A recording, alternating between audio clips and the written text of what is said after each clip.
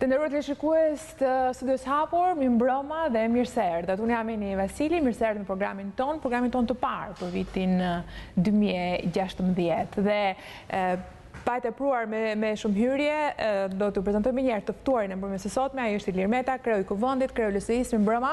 Mirëmbrëma. Faleminderit teleshikuesve tuaj. Faleminderit shumë zoti Meta. Edhe vitin e ri, meqense kemi këto mundësi të parë për t'u uruar. Në fakt, një falenderimi dyfisht për faktin që pranuat që sezoni mediatik i Studios Hapur të fillon dhe pikërisht me ju. Faleminderit që pranuat ftesën tonë. Kënaqësia ime. Sigurisht urime për një vit të mbarë dhe me që jemi këtu, ku i kaluat festat? Si gjithmonë në Shqipëri edhe me familjen time, sepse është një rast i mirë ai i ndërimit të viteve, kur edhe intensiteti i punës bie dhe agenda fillon edhe pret për të qëndruar me ata të cilë u mungon më shumë gjatë gjithë vitit me familjen, me fëmijët në mënyrë veçantë, natyrisht edhe bashkëshorten.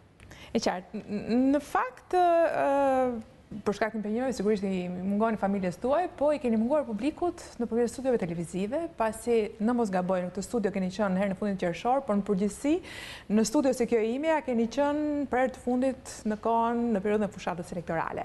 Pse kjo distancë nga intervistat tona? Në rast se kjo është një mungesë kaq e gjatë dhe që ka rënë sy, duhet bëjmë një lloj autokritike, që do të mungojmë më rrallë, por në çdo rast kemi qenë vazhdimisht komunikim me mediat, me gazetarët që ndjekin parlamentin, në terren, në konferenca shtypi për çështje të ndryshme. Dhe natyrisht nëse kjo ka ndodhur për shkak të impenjimeve të vazhdueshme, se ka qenë një periudhë me shumë angazhime dhe me shumë udhëtime dhe jashtë vendit, gjë që e ka bërë të vështirë për të planifikuar bisedat të tilla, po ja që më në fund po takohemi. Po, dhe unë edhe njerë Gjerasin të falenderoj në mënyrë të veçantë që pranuat ftesën time mbas 6 muajsh dhe shumë insistimesh në fakt edhe kjo. Unë ju kërkoj falje për vonesën. E vlen të thuhet. Zoti Meta, në fakt, përpara se të fillojmë të flasim për 2016-ën, do doja të qëndroni me një ide të përgjithshme mbi 2015-ën, që në fakt nuk ka qenë ndoshta një vit i thjeshtë për juve. Ju pat përfshirë në disa çështje të vështira, po kështu do të përmendja çështjen Doshi, çështjen Çez, gjithashtu. Çfarë viti ka qenë 2015 për ju? Viti vështirë, viti mbrapsht, luftarak? Çdo vit për mua është vit impenjativ, parsye sepse angazhimet e mia gjithmonë kanë qenë të mëdha, si në qeverisje ashtu edhe në opozitë, natyrisht edhe politika jonë njëherë është edhe më interesante se sa duhet, dhe nuk mund t'i shmangesh impenjime dhe sfidave të saj, kështu që absolutisht ka qenë i vit për mua i zakonshëm. Nuk ka qenë ndryshe nga tjerët, edhe pse keni qenë në fakt si një target, një qendër sulmesh për 2015, sulmesh politike. Nuk është se ne kemi qenë target, apo unë personalisht vetëm 2015-ën, kështu ka ndodhur në mënyrë të vazhdueshme. Unë individualisht kam qenë target që në 92-shin, kur më sheq imuniteti dhe në vimësi.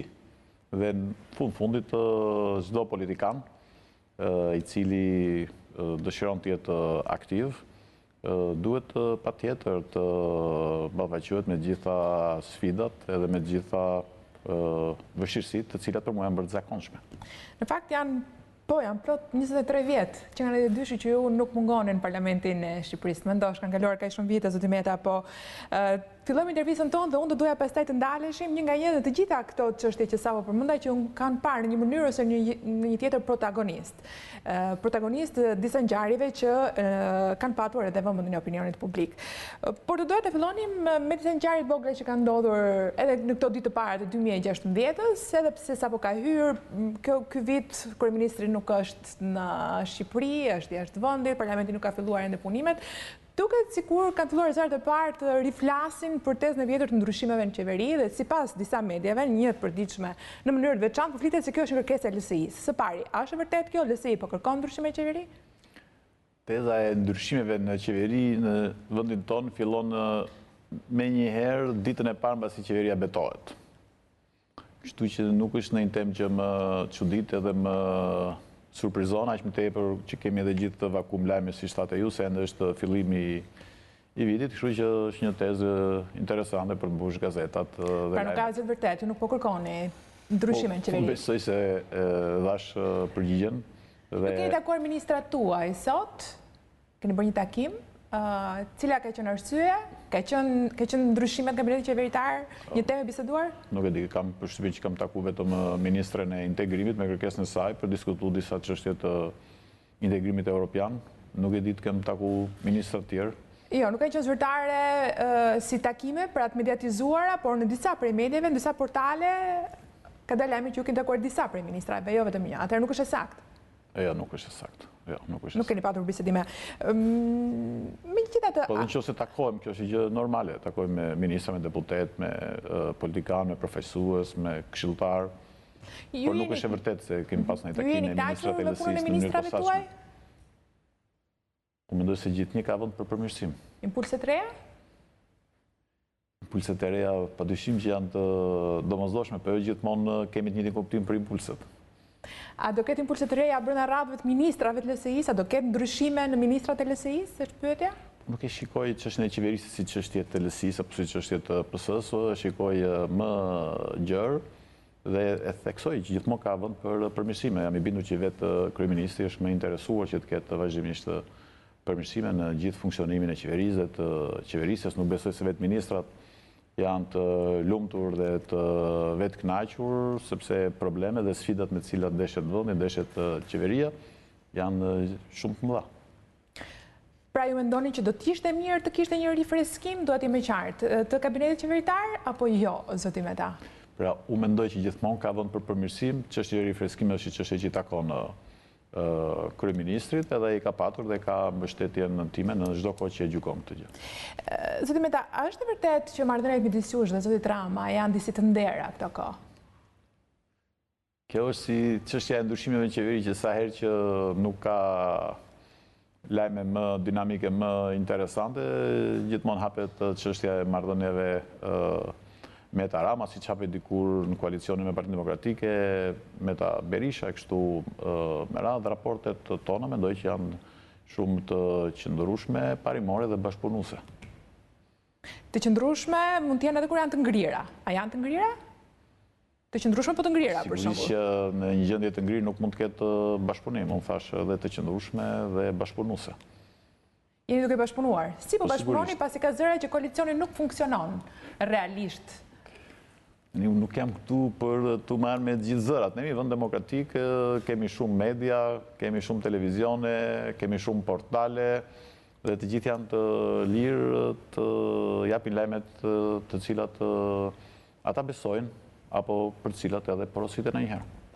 E qartë, megjithatë, zoti Meta, meqense jemi tek zërat, edhe ndonjëherë këtu në Shqipëri lajmet më tepër i bëjnë zërat se sa aktet publike, a mendoni ju si shpërflitet nga këto zëra se pas sulmeve, ku ju jeni gjendur i përfshirë, sidomos me çështjen Çes Dia, cilën më pas do ta elaborojmë, qëndron në një farë mënyre kryeministri i Shqipërisë, zoti Rama?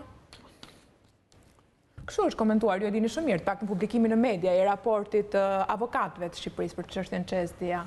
Nuk e di se çfarë thoshte publikimi i avokatëve të qeverisë. Është bërë shumë zhurmë dhe ka patur përpjekje vetëm për të shpërndar mjegull, por asnjëherë Ju jeni përfshirë në këtë aferë, emri juaj. Më falni, nuk jeni referuar fakteve konkrete. Dhe më vjen keq sepse kjo mendoj që është çështje përgjegjëshmërie dhe çështje profesionalizmi. Nuk është përmendur emri asnjëherë nga avokatët e OSHE-s apo të qeverisë shqiptare, jo vetëm kaq, po ta kanë dhënë edhe një sqarim me shkrim që është botuar edhe nga zyra e kryeministit, duke bërë qartë që ata se kanë përmendur emrin tim asnjëherë për këtë çështje. Bëj fjalë për një ish-kryeministër që nuk u saktësua asnjëherë se kush ishte, por ish-kryeministri është i saktësuar. Dhe unë s'kam arsye t'ia përmend emrin. Është në çështjen QSD-ja, ka patur një transfer për arsye të aktivitetit të tij privat. Po ai nuk është Ilir Meta. Diku ka qenë i akuzuar për çështje të caktuara, çështje e tij, por nuk ka asnjë lidhje. Gjithçka, sikurse kam thënë, ka qenë një organizim i mirëfillt, mafioz, kriminal dhe financiar, pikërisht për të krijuar mjegull. Por asnjëherë kompania në fjalë nuk e ka përmendur emrin tim dhe nuk mund ta përmendë emrin tim. Po emrin tuaj ka përmendur si Hejsek në dëshminë e tij. Edhe kjo besoj se është tërësisht e pavërtet, sepse ky ishte pretendimi që ngriti kolegu im i nderuar zoti Berisha në parlament, pasi ai nuk e kishte lexuar me sa duket dëshminë e tij, dhe më duket se në dëshminë e tij është shprehur shumë qartë që për personin në fjalë ka ndërhyrë ambasadori i Shqipërisë në atë kohë në Çeki. Dhe nëse ambasadori ka përmendur ministrin e jashtëm, ku emri im është në klapa, njëkohësisht ka përmendur dhe emrin e zotit Berisha si kryeministër i cili është pa klapa. Dhe është një gjë tërësisht e provueshme kjo deklaratë që ka bërë zoti Hejsek dhe që nuk ekziston asnjë raport apo asnjë rekomandim apo asnjë ndërhyrje e zotit Meta në mënyrë që zoti Ismaili të njihej apo të kishte një marrëdhënie të caktuar me Qezin. Ai këto marrëdhënie është tërësisht e provuar dhe e verifikuar që i ka patur shumë përpara se sa zoti Meta të kishte raporte me Qezin për shkak të detyrave të tij institucionale. Jo, dakord, por sipas Hejsek, të paktën nga sa kuptohet nga dëshmia... Po, merrni dëshminë ta lexojmë. Po, mund ta lexojmë. Se kështu tha dhe zoti Berisha, po se doli që zoti Berisha kishte emrin në atë dëshmi, të lutem. Por ai gjithmonë i referohet ambasadorit, që ka qenë në atë kohë në Prag, ambasador i caktuar dhe emëruar nga zoti Berisha. Kështu që mendoj është mirë të referohemi fakteve, mos i referohemi spekullimeve. Kush spekulon, zoti Meta?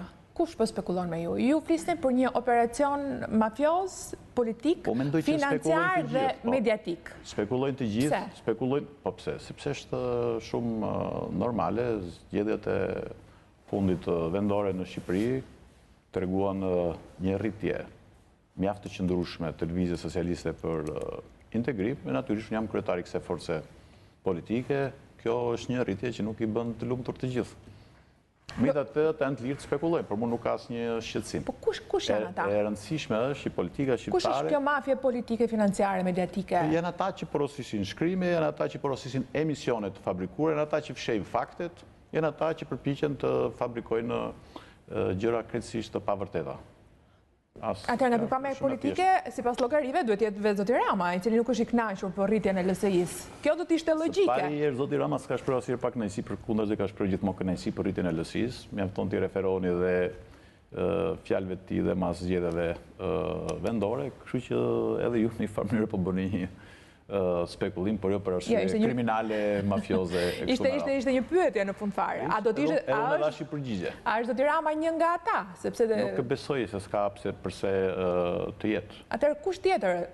Zoti Basha, zoti Berisha. Janë të njëjtët persona të cilët përzihen gjithmonë kur bëhet fjala për zotin Meta dhe përdoren gjithmonë e kështu me radhë. Nuk ja vlen të merrni me këtë çështje. Nëse keni në një fakt, ma nxirrni faktin edhe t'i reformoni faktit. Unë besoj se fola me fakte. Po, ju folët me fakte dhe jeni referuar dy raporteve. Siç e thash edhe një herë, këto raporte ju kanë përfshirë pikërisht për shkak të emrit tuaj. Nuk ekziston asnjë përfshirje. Nuk ekziston asnjë përfshirje.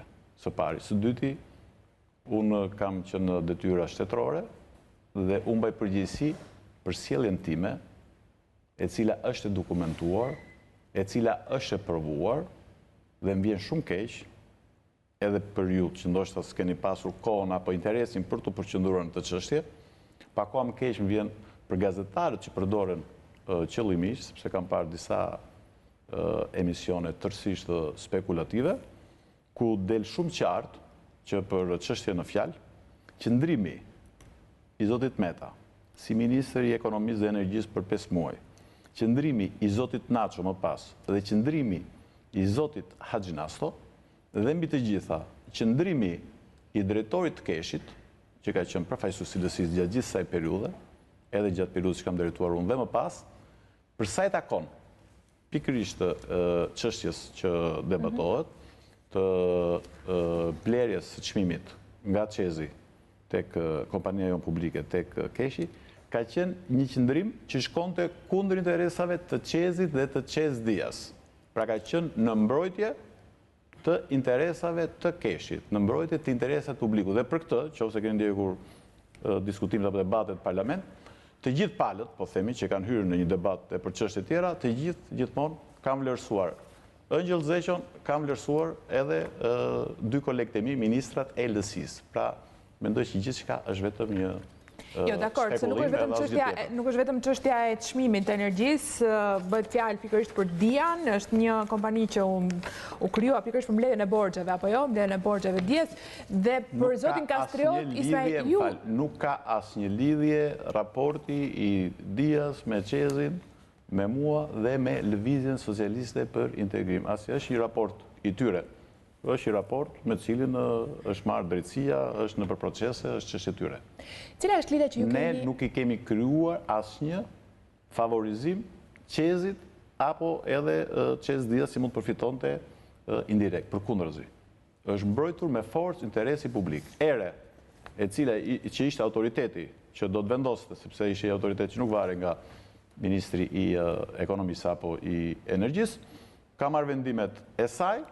Dhe drejtori i Keshit, që ka qenë varësinë time dhe varësinë të 2 ministrat të tjerë të mëpasshëm të Lëvizjes Socialiste për Integrim, zoti Ëngjëll Zeqo, jo vetëm ka kundërshtuar fort në ere, jo vetëm e ka hedhur vendimin e erës në dëm të Keshit, e ka apeluar, e ka ankimuar në gjykat, në apel, e kështu me radhë, po qëndrimi është tepër prerë, të lutem, në mbrojtje të interesit publik, kështu që s'ka asnjë favorizim për askënd. Ju akuzojni se ka qenë Kastriot Ismailaj një delfini juaj, po zgjedh të fjalë, një njeri i prezantuar nga ju. Cila është lidhja që keni me këtë? E njihnit më parë? A është e vërtetë që ja keni rekomanduar ju zotit Tepshi, zotin Ismailaj? E para i herë u thashem përpara që dëshmia e zotit Hesek e bën shumë qartë që ai referohet prezantimit që është bërë nga ambasadori i Shqipërisë Prag. Dyti, është gjë tërësisht e provueshme dhe e verifikueshme që lidhjet e zotërisë fjalë me Çezin nuk kanë asnjë lidhje dhe asnjë raport me Ilir Metën. As si ministri i jashtëm, as si deputet në opozitë e kështu me radhë, dhe jam i bindur shumë më përpara se sa Ilir Meta të hynte në qeveri në kohën e Partisë Demokratike, me koalicion e Partisë Demokratike mas vitit 2009. Pra kjo është tërësisht e provueshme, tërësisht e verifikueshme, gjithçka është spekulim. Ju pyesni a kam pasur njohje me të, po patjetër që kam pas njohje, por gjithçka është spekulim, sepse edhe me pronarin e medias suaj kam qenë para 2 ditësh për darkë, kemi qenë edhe familjarisht, kam qenë edhe me sipërmarrës me biznesmen tjerë që nuk po i përmend tu dhe me shumë të tjerë, por kjo nuk do të thotë që Ilir Meta mund të mbaj përgjegjësi për një biznesmen, për aktivitetet e tij, për bizneset e tij dhe për veprimet e tij në respekt të ligjit apo në shkelje të ligjit. Ilir Meta mban përgjegjësi për veprimet që ai bën, të cilat janë të vërtetuara, të cilat janë të dokumentuara në mbrojtje të interesit publik. Çdo gjë tjetër. Po mbani përgjegjësi nëse rekomandoni ose jo persona apo biznesmen të veçantë për të bërë pjesë sidomos e kapitalit publik. Është së pari herë kjo është një çështje nëse dëshironi mund bëni një emision këtu të vi zoti Nacho, të vinë dhe zotërin të tjerë se nuk kam si dëshirë të merrem me këtë çështje që do të bëni një emision të vërtet, mbi fakte dhe mbi të vërteta, po jam i bindur që do dalin dhe shumë gjëra të tjera, por ajo që unë shpreh keqardhjen është pikërisht një përpjekje për të krijuar dhe stisur histori të cilat nuk kanë asnjë lidhje me të vërtetën dhe me faktet. Me atë, unë kam respekt për mediat, ju e dini, s'kam asnjë shqetësim. E kuptoj, zoti Meta. Ato kanë drejtë e tyre të jetojnë dhe të mbijetojnë. Ndërkohë, 3 persona, mes tyre ish ministra dhe ish ministrat e Partisë Demokratike, kanë mbajtur në prokurori, ka dërguar qeveria shqiptare në lidhje pikërisht me çështjen Qez, për të mos thënë afera Qez, sepse ende nuk kemi një vendim gjykate dhe një ide të qartë se çfarë ka ndodhur me këtë çështje. Vetë zoti Ruli, për shembull, që ka qenë ministër në kohën e privatizimit, është shprehur se nëpërmjet kësaj lëvizje, në fakt qeveria do të godasë Ilir Metën. Së pari, unë e falenderoj zotin Ruli që është i shqetësuar pse do më godas mua qeveria. Edhe Genci nuk ma me përkeq se di që unë e kam shumë xham. Së dyti, unë nuk e kuptoj këtë pyetje. Kjo pyetje mund të drejtoj zotit Gjiknuri apo drejtorit OSHE-s, sepse nuk ka lidhje me mua. Së treti, unë ftoj cilin do. Kjo ka lidhje me ju sepse ju përmend zoti Ruli. Më falni, unë ftoj cilin do. Zotin Rama, zotin Gjiknuri, zotin Ruli, zotin Mima, që ka qenë ministër mbas ministrave të LSI-s, dhe cilin do tjetër, i cili ka i fakt, ka i provë, apo ka i dokument, që Ilir Meta, apo një profesionist tjetër i LSI-s, ka cënuar ligjin apo interesin publik në çdo lloj detyre që ka patur, përfshirë dhe këtë, ta çojë në prokurori, ta çojë dhe në hak bodoj. Prisni të thirreni në prokurori, prisni të thrasin në prokurori për këtë çështje? Së pari, unë nuk kam asnjë shqetësim për këtë çështje dhe ju e dini që unë, kur e kam gjykuar, kam vajtur vetë në prokurori dhe unë derën e prokurorisë e njoh shumë mirë. Kështu që nuk kam asnjë shqetësim unë për këtë çështje dhe ju mos u shqetësoni fare. Ju shqetësoni që gazetaria duhet mbështetet në profesionalizëm, duhet mbështetet në fakte dhe duhet të informojë në mënyrë sa më objektive dhe të pamshme qytetarit. Ju shpreh një hetim ndërkombëtar, zoti Meta, për çështjen Qez dia, votuat, po një pjesë e grupit tuaj jo. Çfarë ndodhi? Nuk është se ka ndodhur një gjë e madhe, e vërteta është kjo që zoti Berisha hodhi një sfidë për hetim ndërkombëtar.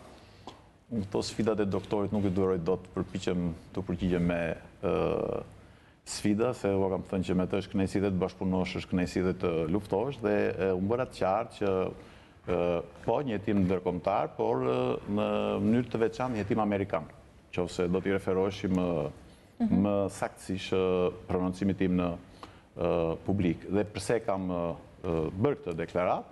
Për një arsye shumë të thjeshtë, sepse gjithë ata të cilët porosisnin në shkrime, porosisnin në emisione dhe ndërmerrnin edhe shumë akte të tjera, keq përdorin emrin ambasadës amerikane, sikur ajo ishte nxitësja dhe frymëzuesja e këtyre shkrimeve dhe këtyre proceseve kundër zotit Meta. Dhe unë e kam bërë me sinqeritet të gjë, me thënë drejtën, sepse mendoj që marrëdhëniet e Shqipërisë me Shtetet e Bashkuara janë marrëdhënie jetike, janë marrëdhënie strategjike, duhet të jenë marrëdhënie shumë të hapura dhe absolutisht që në rast se ata do merrin përsipër, jo vetëm unë, por i gjithë grupi, edhe pse kushtetuta ka disa kufizime mjaft forta dhe serioze për këtë çështje të cilat janë bërë të qarta, do ta votonim këtë gjë pa as më të voglin hezitim. Çfarë ndodhi në morën përsipër? Por më fal, por Eulex për të hetuar për këtë çështje, mendoj që nuk është e nevojshme. Eulexin e kemi parë që nuk ka funksionuar siç duhet edhe në Kosovë dhe nuk ka se si të funksionojë në Shqipëri. Prandaj abstenuat. Kjo është arsye për cilën disa nga deputetët tuaj abstenuan në sallën e parlamentit. Duket se dhash përgjigjen e qartë. Ata nuk e morën përsipër, kështu që të thash unë nuk kam për Eulex. Shqipëria nuk ka arsye të shkojë tek Eulexi sepse dihet performanca e Eulexit. Ju ironizuat edhe tani zotin Berisha duke përmendur sfidat që her pas here ai ju hedh në parlament. Jo, nuk e ironizoj doktorin. Përkundërzi, e ke shumë gabim. Po në fakt kërkuat në një moment caktuar aleancë me të. Kujtoj që ju thatë Rama Basha, ta përfundoj për qytetarët që t'ua kujtoj, ju akuzuat Rama dhe Bashën për një aleancë me styre dhe folët... Kur e kam akuzuar? Shumë për asja akuzë të tillë. Latë të kuptonit disi, ishë në aleancë me zotin Berisha. E bët nga Skarpari, nga toka juaj këtë. Shiko, tani unë nga Tropoja deri në Konispol... Që se si kujtojt, unë e kam sinkron, po. Se s'dua të dalë për tej kufive, ndihem tokën time, dhe nuk bëjmë diversionet tilla. Kam thënë Meta, nuk kam thënë Meta Berisha. sepse ky është shqetësimi im që nëse gazetarët që gjithmonë do të ishin përqendruar dhe do t'i referoheshin fakteve, dokumentave apo deklaratave në kontekstin e tyre, gjërat do të ishin shumë të thjeshta. Nuk është e vërtetë që i keni akuzuar Ramën dhe Bashën për një aleancë mes tyre? Kjo është e vërtetë apo jo? Unë nuk kam bërë asnjë akuzë të tillë, unë kam shprehur keqardhjen. Të dihet që një nga flamurtarët kryesorë të kësaj çështje ishte kryetari i Partisë Demokratike, i cili më kërkonte mua dorëheqjen, zoti Basha. E kam shprehur çudinë se si shpjegohet që kryetari i opozitës në çdo vend botës kërkon dorëheqjen e kryeministit, në Shqipëri kërkon dorëheqjen e kryetarit të parlamentit. Dhe unë edhe këtë gjë mund ta bëja, të japja dorëheqjen, po ai nuk bëhet dot kryetar parlamenti për arsye sepse ende nuk e ka mandatin e deputetit. Pra kjo është e gjitha, nuk ka ndonjë gjë më... Dakor, zoti Basha ka shpjeguar më pas që nuk ka kërkonte dorëheqjen si kryetari i parlamentit, por për faktin që duhet hetoheshit. Ka dhënë shpjegimet e tij, zoti Basha lidhur këtë çështje, po e harrua përsëri zotin Berisha dhe nuk dua që të jetë qëllimshme kjo gjë. Jo që të jemi politikisht korrekt.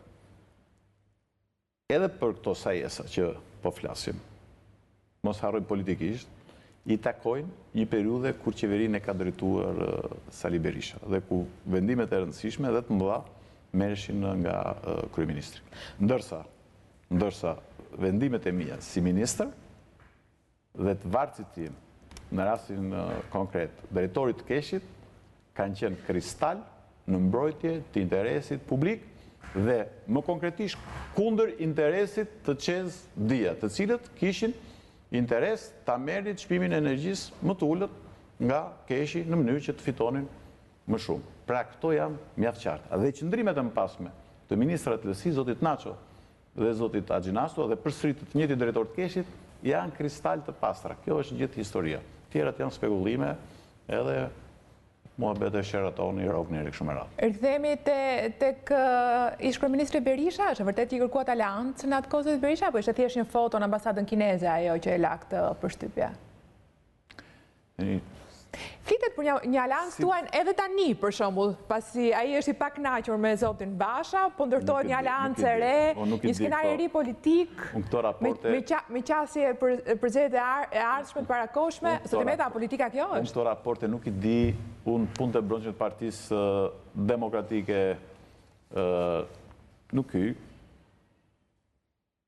Që të them që nuk kam debulet zotin Berisha, nuk e them dot sepse më tradhton dhe mimikat. Në këtë kuptim, kam thënë me të shkënaqësi të bashkëpunosh, me të shkënaqësi të luftosh. Kaq, çështjet e tjera pastaj se shikoni, lexoni shkrimet e zotit Lesi, e tjerë, imagjinata e tij është e pakufi, nuk është fajim. Nuk kemi një aleancë me zotin Berisha për momentin. Unë kam patur aleancën me zotin Berisha, 4 vjet, ka qenë aleancë jo lehtë, ka qenë një aleancë e vështirë, kam qendruar aleancës shumë korrekt, edhe kam dhënë dorë zotit Berisha dhe kam vazhduar, kam dalë në opozitë, kam vazhduar koalicionin tjetër. A jeni penduar që bëhet koalicion me Edi Ramën? A ishte më mirë me Sali Berishën?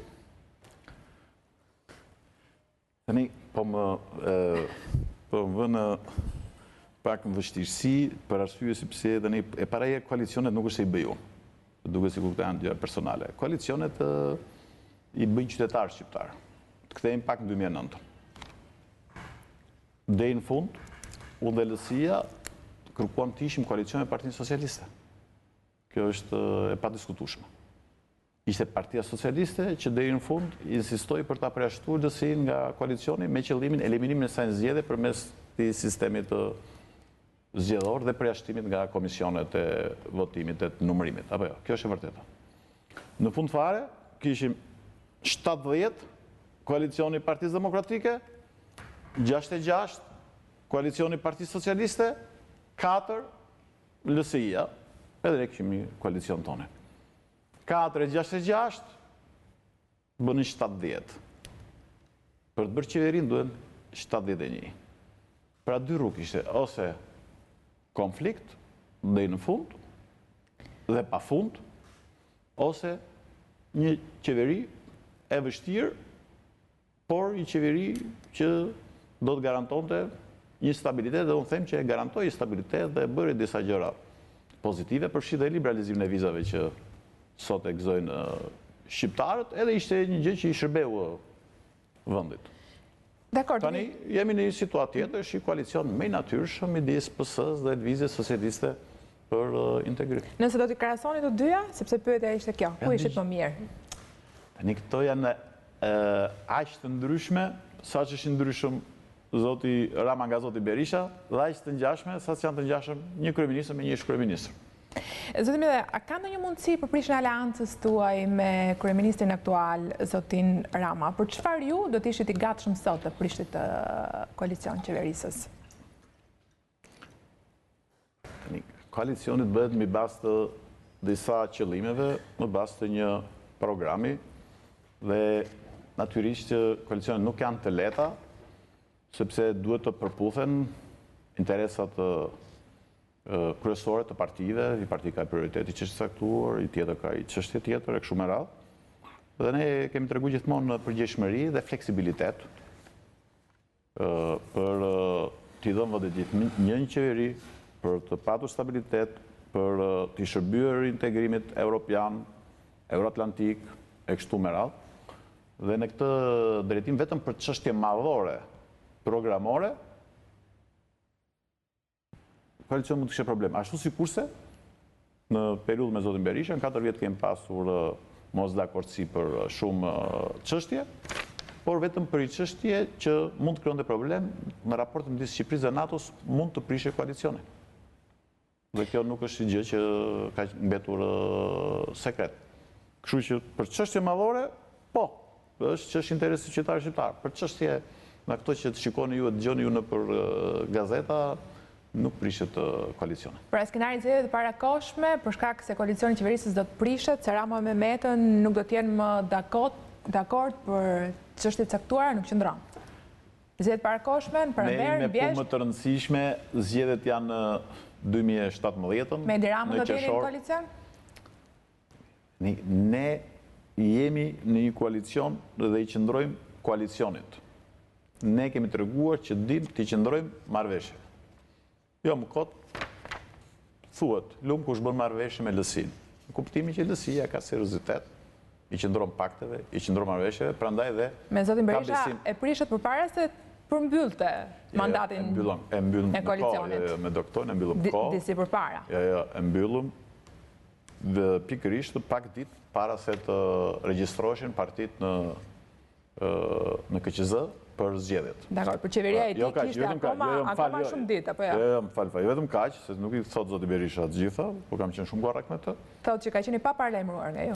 Po tani koalicioni është shpallur kur është bërë. Nuk ka patur koalicion më përpara, absolutisht, dhe mund t'ju them edhe juve dhe të gjithë tjerëve që ideja ime ka qenë për të dalë një alternativë më vete, pra për të vazhduar në qeveri, por për arsye se disa kolegë të tjerë të disa partive hezitonin, u ndoqë një rrugë tjetër, dhe natyrisht to ishin vendime kolegjale, ishin vendime të Lëvizjes Socialiste për Integrim, sepse nuk mund të jenë vendime personale, por doktorit e kam thënë këtë gjë, që të falenderoj për bashkëpunimin, dhe e dyta, mos ki asnjë shqetësim, sepse ne këtë qeveri, kështu siç është, do ta mbështesim deri në fund, pra nuk është se do të bëjmë një komplot, do bashkojmë votat tani me Partinë Socialiste, ku di unë, për ndryshuar qeverinë para zgjedhjeve etj, sepse kjo është qeveri fundit. Pra ju do i qëndroni njësoj edhe koalicionit me Edi Ramën?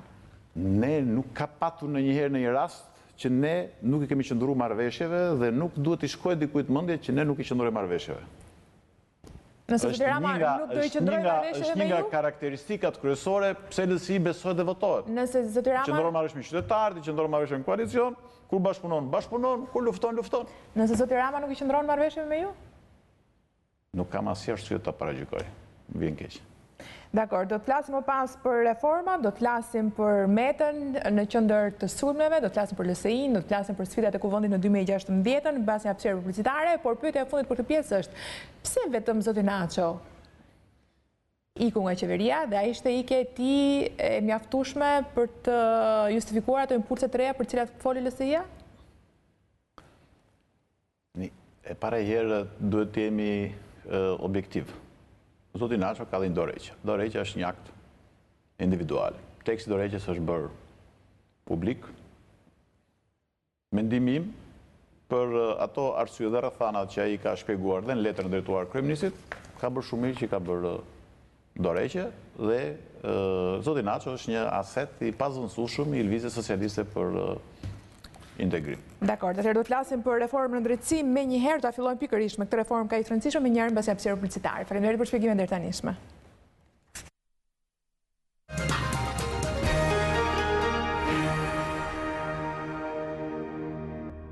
Rikthehemi në këtë transmetim të drejtë për drejtë të studios hapur në rrugë teleshikues. Jemi me kryetarin e Kuvendit Kreun LSI Ilir Meta, për gati 40 minutash në këtë intervistë drejtë për drejtë. Kemi shumë kohë dhe shumë pyetje edhe për faktin siç e thash në fillim të intervistës se ju keni kohë që mungoni në studio. Rrim sa të doni ju. Shpresoj të jeni hapur në përgjigjet tuaja, në fakt siç keni qenë deri tani.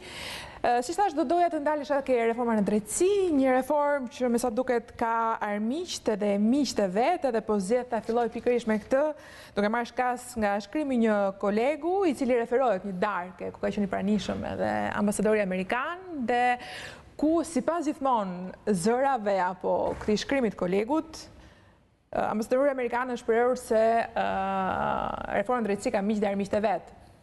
Zoti Meta, nuk e di, e keni lexuar të shkrim? Rama e do reformën në drejtësi, Meta jo.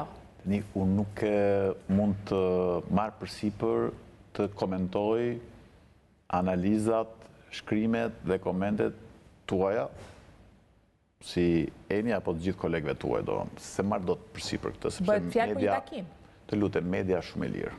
Unë mund të komentoj për aq sa unë gjykoj që është rëndësishme për publikun, marrëdhëniet e mia me ambasadorin amerikan apo me një ambasador tjetër për këtë çështje apo për çështje të tjera, por nuk mund të komentoj marrëdhëniet e tij me gazetar dhe të tjerëve me të. Kjo është një çështje.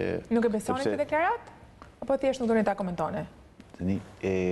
Nuk kam se si ta besoj, sepse raportet e mia me ambasadorin e Shtetit Bashkuara janë raporte, do të thosha, të shkëlqyera, bashkëpunuese, mjaft parimore, mjaft transparente, dhe që i shërbejnë marrëdhënie midis dy vendeve, po edhe reformave kyçe në Shqipëri. Kemi pasur mirëkuptim të shkëlqyer që ditën e parë që është krijuar çështja të quajtur dekriminalizim, dhe ai është shumë i ndërgjegjshëm për angazhimin, për kushtimin e LSI-s, po sidomos timi si kryetari i Kuvendit, për ta mbyllur këtë proces sa më shpejt, pa parë asnjë lloj kosto nëse përfshihen apo jo elemente të caktuara nga LSI apo nga partitë e tjera. Kemi patur dhe kemi besoj bashkëpunim shumë mirë dhe për reformën drejtësi. LSI-ja ka qenë një forcë shumë koherente në këtë drejtim. Reforma në drejtësi është një objektiv i kësaj mazhorance dhe i LSI-s që në fillimin e mandatit. Natyrisht që ajo ishte planifikuar në kohë për të qenë e dyta pas reformës territoriale administrative, që ishte një reformë gjithashtu mjaft madhore. Ajo ishte para në kohë për arsyeën sepse ishin dhe zgjedhjet vendore dhe ishte një mundësi, ishte një domosdoshmëri që të bëj sa më shpejt, për ndryshe do të shtyhej përmas 6 viteve, dhe kjo reformë po ecën sipas gjithë agjendës edhe parashikimeve tona. Pra e nuk besoni që ambasadori amerikan është shprehur në këtë mënyrë. Megjithatë, nuk kam se si ta besoj, domethënë, por nuk mund të komentoj tani çështjet sepse unë jam shumë me i kujdesshëm për... A e do Ilir Meta reformën në drejtësi njësoj sa Rama? Më shumë nga të gjithë. Përse jo? Sepse vendi e ka domosdoshme këtë reformë. Sepse ne dim që funksionimi i drejtësisë është mjaft problematik.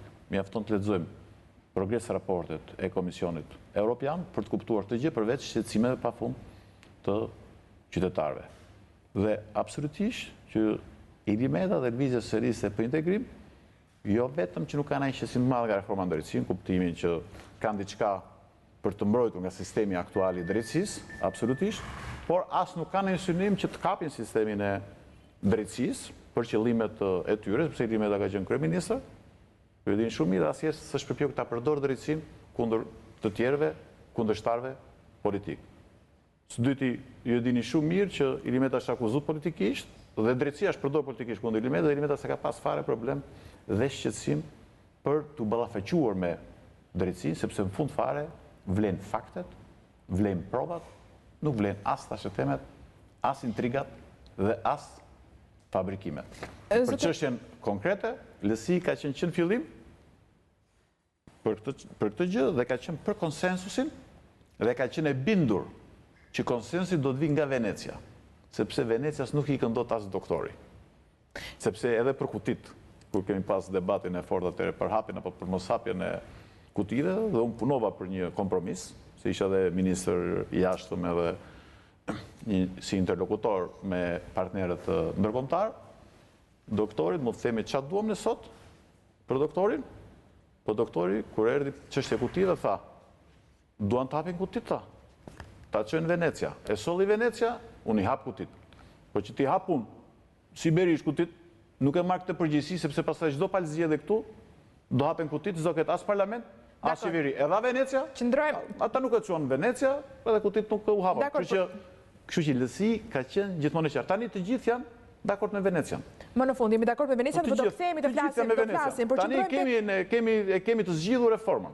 Qëndrojmë pak tek ambasadori Lu. Është bërë punë shumë e madhe nga ekspertët më përpara. Dakor, zotëmi ta ju lutem. Tani Venecia ka vendosur, si thosh, trasen dhe standardet e reformës dhe të ndryshimeve kushtetuese. Po kam një pyetje veçantë për thelbin e reformës, po meqense ishim tek ambasadori Lu dhe tek reforma në drejtësi apo dhe vullneti i Lësisë Ilir Metës për këtë reformë.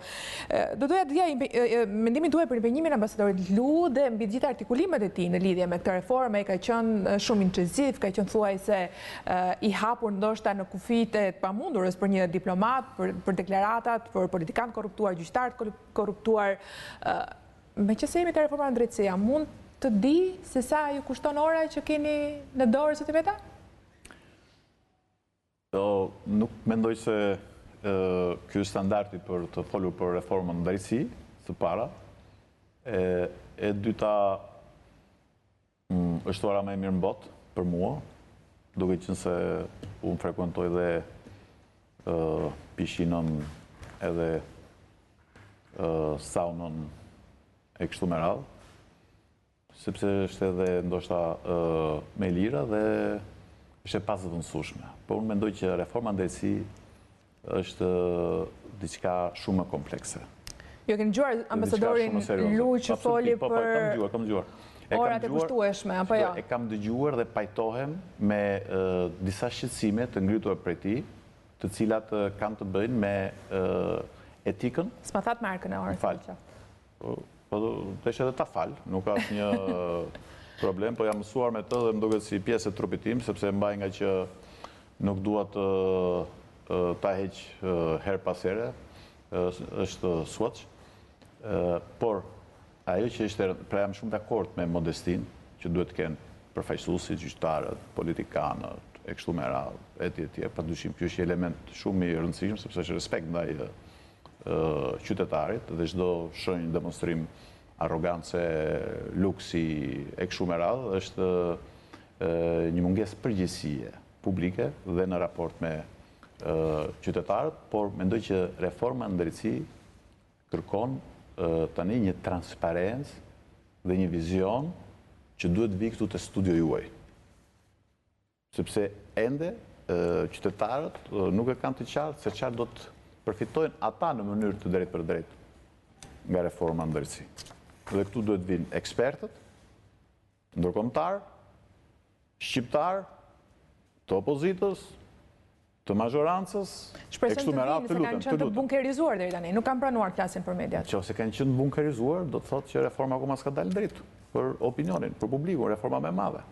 Pa reforma duhet dalë në dritë. Të gjithë janë dakord me Venecian? Ka ndonjë që është kundër Venecias? S'kam dëgjuar. Kryeministri është pro Venecias. Zoti Basha pro Venecias, doktori i pari fare, që doli që e përkrau. Ne kemi qenë që në fillim për Venecian, sepse kush është problemi i reformës drejtësi? Problemi i parë është që duhet konsensusi.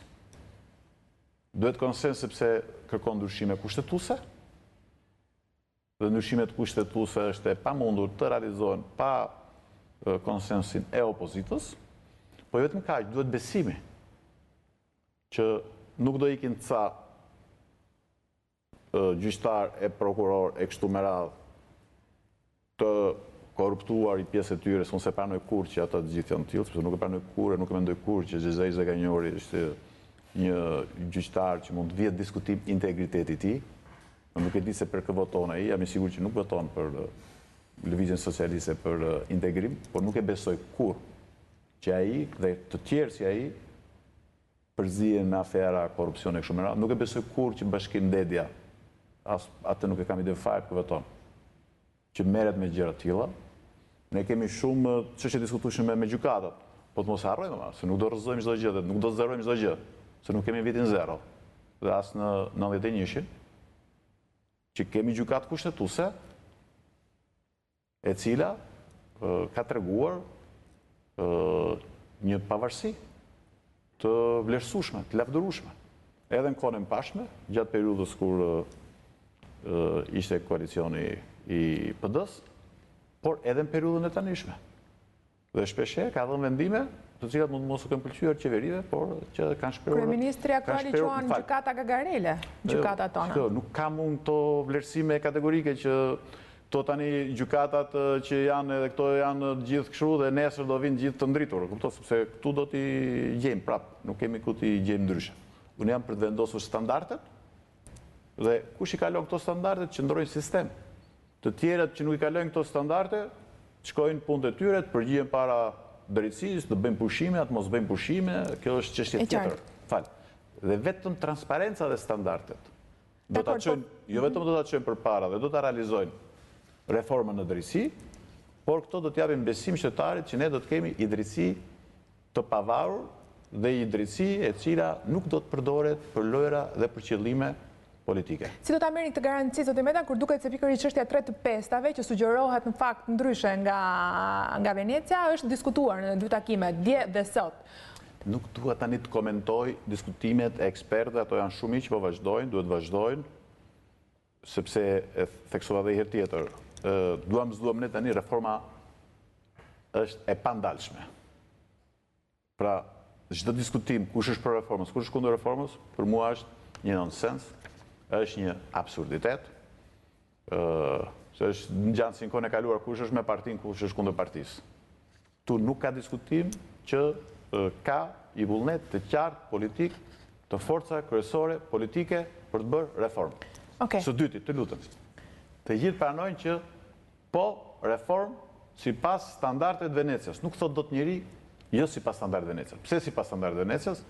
Sepse është institucioni më i rëndësishëm në Europë për çështjet e kushtetutës, për çështjet e ligjit dhe për çështjet e drejtat njerëzit.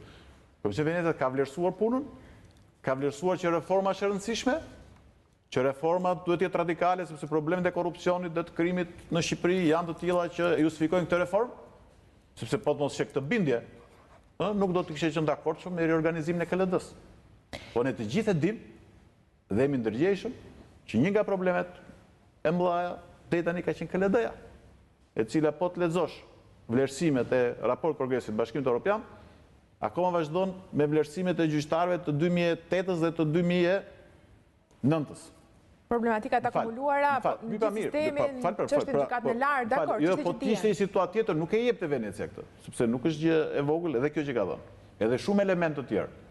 Tani, për ato çështje që janë më të debatueshme, ka thënë qartë, me konsensus, një kushtetutë sa më parimore dhe me ndërhyrje sa më minimaliste, pra të çështje konkrete që zgjidhen me ligje, që zgjidhen me akte të tjera, nuk ka nevojë të ndërhyjet në kushtetutë, pra duhet menduar mirë ndërhyrjet kushtetutë, sepse ne fatkeq kemi bërë dhe ndërhyrje pa i menduar dhe pa i pitë fare Venecian. Dhe këtë kushtetutë, mirë se kjo është e ndryshme se është e natës 2008-s, po kushtetutën që populli shqiptar votoi me referendum, u bë me ekspertët më të mirë Venecias dhe është nga kushtetutat më të mira në Europë, pavarësisht të dëmtuam parimet e balancës dhe të kontrollit nga ndryshimet e 2008-s, po. Çështja e presidentit, shumë çështje tjera. Zoti Meta. Dakord. Jo, vazhdoni. Mendova se mbaruat. Me gëzim kishit pritur, ju po më ndërpisni, urdhëron. Mendova se mbaruat. S'ka problem. Okej, unë do të rikthesha tek çështja e gjithmonë ambasadorit Lu dhe deklarimeve të tij, edhe pse vërtet u surprizova që ju keni një Or's Watch në dorë. Në fakt është një markë që unë e përdor shumë, po do t'i kthesha pak ambasadorit Lu në një artikulim të tij, ai thotë: kush i tërmet reformës së drejtësi, ministrat e korruptuar, deputetët kriminal, gjykatësit e paaft dhe prokurorët që marrin paratë tuaja dhe kurrë nuk ndiqen penalisht, u drejtohet qytetarëve. Këta persona duan të vazhdojnë të mbushin xhepat me paratë e popullit shqiptar. Këta njerëz i trëmbe reformën, sipas ambasadorit Lu. Pse ambasadori amerikan e di që ka ministrat korruptuar, deputet kriminal, gjykatës korruptuar dhe prokurorët korruptuar dhe nuk e dini ju? Nuk e di zoti Rama? Nuk e dim ne. Çfarë ndodh Ju në më të vend? kërkoni mua të bëjmë pra pjesë, le të themi, spekulimeve tuaja. Ju për këtë çështje mund të pyesni ambasadorin. Sugjerimi im apo qëndrimi im, sepse nuk duhet të komentoj, sepse nuk e di si thosh kontekstin, kuptimin, nën kuptimin, është e drejta e tij dhe e qeverisë që përfaqëson. Qëndrimi im për këtë çështje është ky. Dhe ky është qëndrim im, po e them sot publik. E kam thonë edhe me ambasador, e kam thonë edhe me kryeministrin. Cilido që ka një fakt, një provë, një evidencë për çdo zyrtar, për çdo deputet, për çdo qeveritar, nuk ka rëndësi kush është ky. Për korrupsionin duhet t'ia çojë drejtësisë, nëse s'ia çon drejtësisë, duhet t'ia çojë kryeministit që ky ta shkërkoj. Nëse s'ia çon kryeministit, le të ma sjell mua se vetë unë te kryeministi dhe bind atë që ta shkërkoj. Dhe ta çojë edhe për ndjekje penale. A mund ta bëj këtë një ambasador? Tani, unë ju thash për çdo qytetar nuk përgjigjem për ambasadorët. O ky është qëndrimi im në parim. Në parim. Megjithatë, meqense jemi te ambasadori Lu dhe këtu do ta vazhdoj. Jam përgjigjur për ambasadorët e Shqipërisë, kur kam qenë detyrat e mia si ministri i jashtëm apo si kryeministër. Ambasadori Lu ka thënë gjithashtu, garanci që kjo reformë të ketë një sukses është garanci që kjo reformë do të jetë një sukses është se disa njerëz të pushtetshëm në Shqipëri kanë frikë se do të humbasin vendet e punës dhe të ardhurat, si dhe kanë frikë se do të përfundojnë në burg. Në fakt, duhet të kenë frikë, ka thënë Lu. Në pranverë do të festojmë miratimin e reformës së gjyqësor, pastaj do të gjejmë një mënyrë për t'u prishur pushimet verore me zbatimin e kësaj reforme. Zoti Meta, çfarë do të ndodhë në pranverë?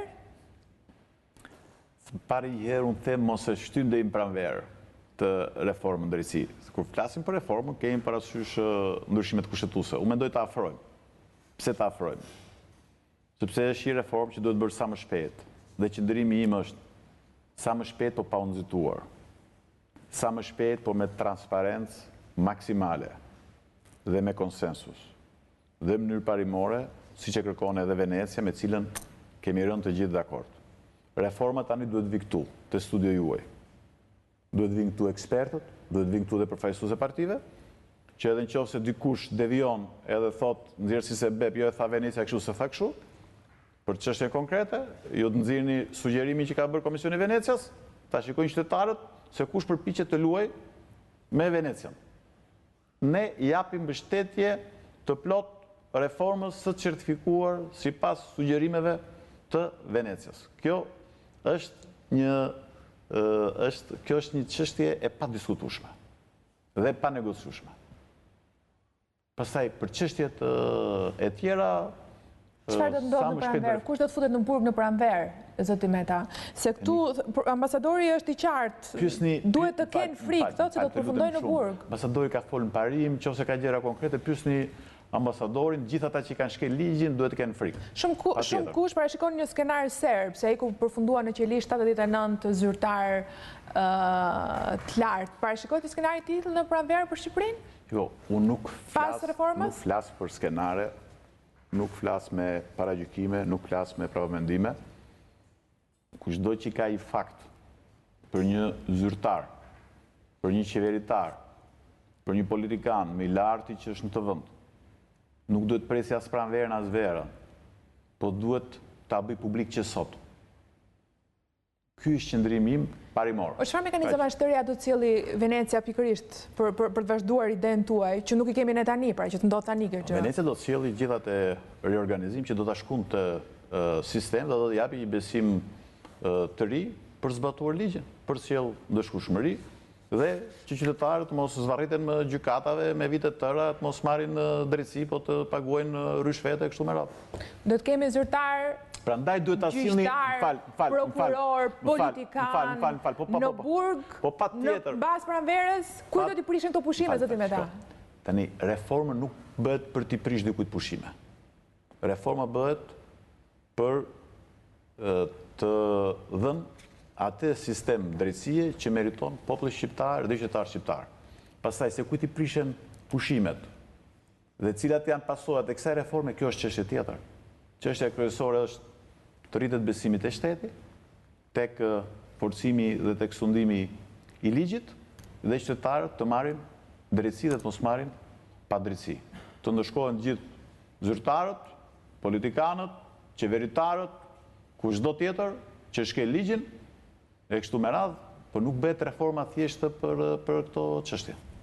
Pra duhet i vizion tjetër më i plot, i qasi tjetër për reformë. Dhe mi gjitha mos harrojmë. Reforma në drejtësi bëhet për zhvillu ekonominë e këtij vendi. Dhe në fund fare, bilanci ynë nuk është sa veta hynë në burg dhe do të hynë në burg. Në burg të hynë gjithë ata që meritojnë. Bilanci ynë dhe qëllimi ynë është sa veta do të fusim punkt të vend. Se ky është problemi më i madh dhe kërkesa më e madhe që kanë sot qytetarë shqiptar dhe sidomos të rinjt shqiptar. Mos harrojmë që janë gati 80 veta që janë larguar nga vendi. Dakor, zoti Meta, ju folët për konsensus politik pak më parë, ndërkohë po flisti për një vizion të ri për reformën në drejtësi, nuk e dia është... Pola për vizionin tim. Ky është një vizion i bërë publik edhe i shprehur qartë të gjithëve. Ky është vizioni im. Keni besim se do arrihet konsensus politik në lidhje me këtë çështje apo e mendoni thuajse të pamundur këtë gjë? Unë kam patur gjithmonë besim. Edhe kam shprehur në mënyrë shumë të qetë. Siç kam patur besim që do të zgjidhet edhe çështja e dekriminalizimit, pavarësisht se zgjati më shumë se sa duhej. Por u bën gjitha përpjekjet dhe këtu du të falenderoj dhe ambasadorin Lu, edhe partnerët e tij ndërkombëtar, edhe eurodeputetët Kukan, Fleckenstein, e kështu me radhë, që nxitën fort finalizimin e këtij procesi dhe që ishte i domosdoshëm të përfundonte në mënyrë që t'i hapi rruga për qëndrimit tek reforma në drejtësi, dhe unë jam shumë i bindur që edhe reforma në drejtësi do të shkojë ashtu siç duhet. Pse? Sepse fundfare kemi të gjithë një referencë të përbashkët. Kemi një arbitër ndërkombëtar dhe ne vetëm kështu funksionojmë. Kemi edhe prova deri tani zoti Meta, nuk i zgjidhim dot çështjet vetë. Dgjoj tani, se unë nuk jam dakord me këtë se ne kështu funksionojmë. Tani edhe vendet tjera kanë probleme të tilla. Kemi edhe vendet BE-s që kanë një polarizim politik më të theksuar mbase edhe se sa e kemi ne, nuk duhet përmend vendet caktuara, por ne kemi pranuar këtë të mirë dhe fakti që kemi pranuar të gjithë është pozitive. Tregon që do të ecim përpara dhe do të ecim sipas një standardi evropian. Megjithatë, ju sa besim keni që ky ligj, reforma në drejtësi, këto ndërhyrje ligjore, ndoshta edhe kushtetuese etj, do ta përmirësojnë sistemin dhe nuk do të jenë disa operacione estetike që kanë ndodhur edhe më parë, me disa ligje që kanë përfunduar ndoshta me kokaturku apo thjesht duke shkarkuar apo emëruar emrat përveçëm dhe jo duke e shëndoshur sistemin. Besimi im si individ, si qytetar, po edhe si politikan, në këto vite, nuk ka të bëjë thjesht me emrat. Dhe natyrisht fund fare do ketë edhe emra. Para ka të bëjë me riorganizimin e këtij sistemi, i cili duhet jetë më i thjeshtë sipas sugjerimeve të Komisionit të Venecias, me shkundin e këtij sistemi që realizohet, po jo me zërimin e tij, se nuk mund të kthehemi, sepse kemi bërë edhe një herë tjetër reformë drejtësi, mos harrojmë, që quhet si reformë e plepave. Apo harruam, në emër të antikomunizmit, u hoqën gjithë gjyqtarët e tjetër, pavarësisht se shumë prej tyre ishin njerëz me shkollë, njerëz të kualifikuar, pavarësisht nga ligjet e atij sistemi të kaluar, apo jo, dhe u mbush sistemi i drejtësisë me 6 mujorsha.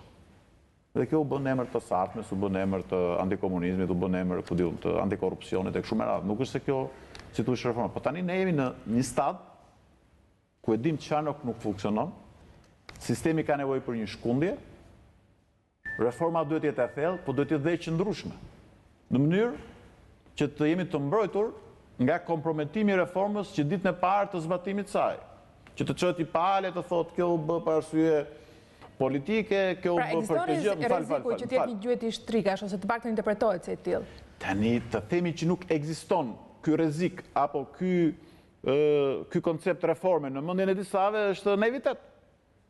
Apo jo. Po që se themi që nuk ekziston kjo, se dhe mosbesimi këtu vjen. Nga shumë aktorë që duket qartë.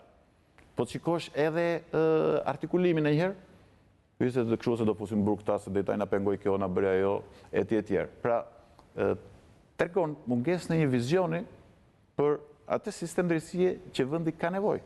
Pra të ndahet nga ky sistem i cili ka humbur besimin e qytetarëve shqiptar, absolutisht, të ruaj ato vlerët që janë, nuk mendoj që përmenda disa emra, mund përmenda edhe emra të tjerë, mbindjen time, përmenda disa emra të gjykatësve. Se nuk e pranoj unë këtë që të gjithë ta tani janë njerëzit më të zinj Shqipërisë.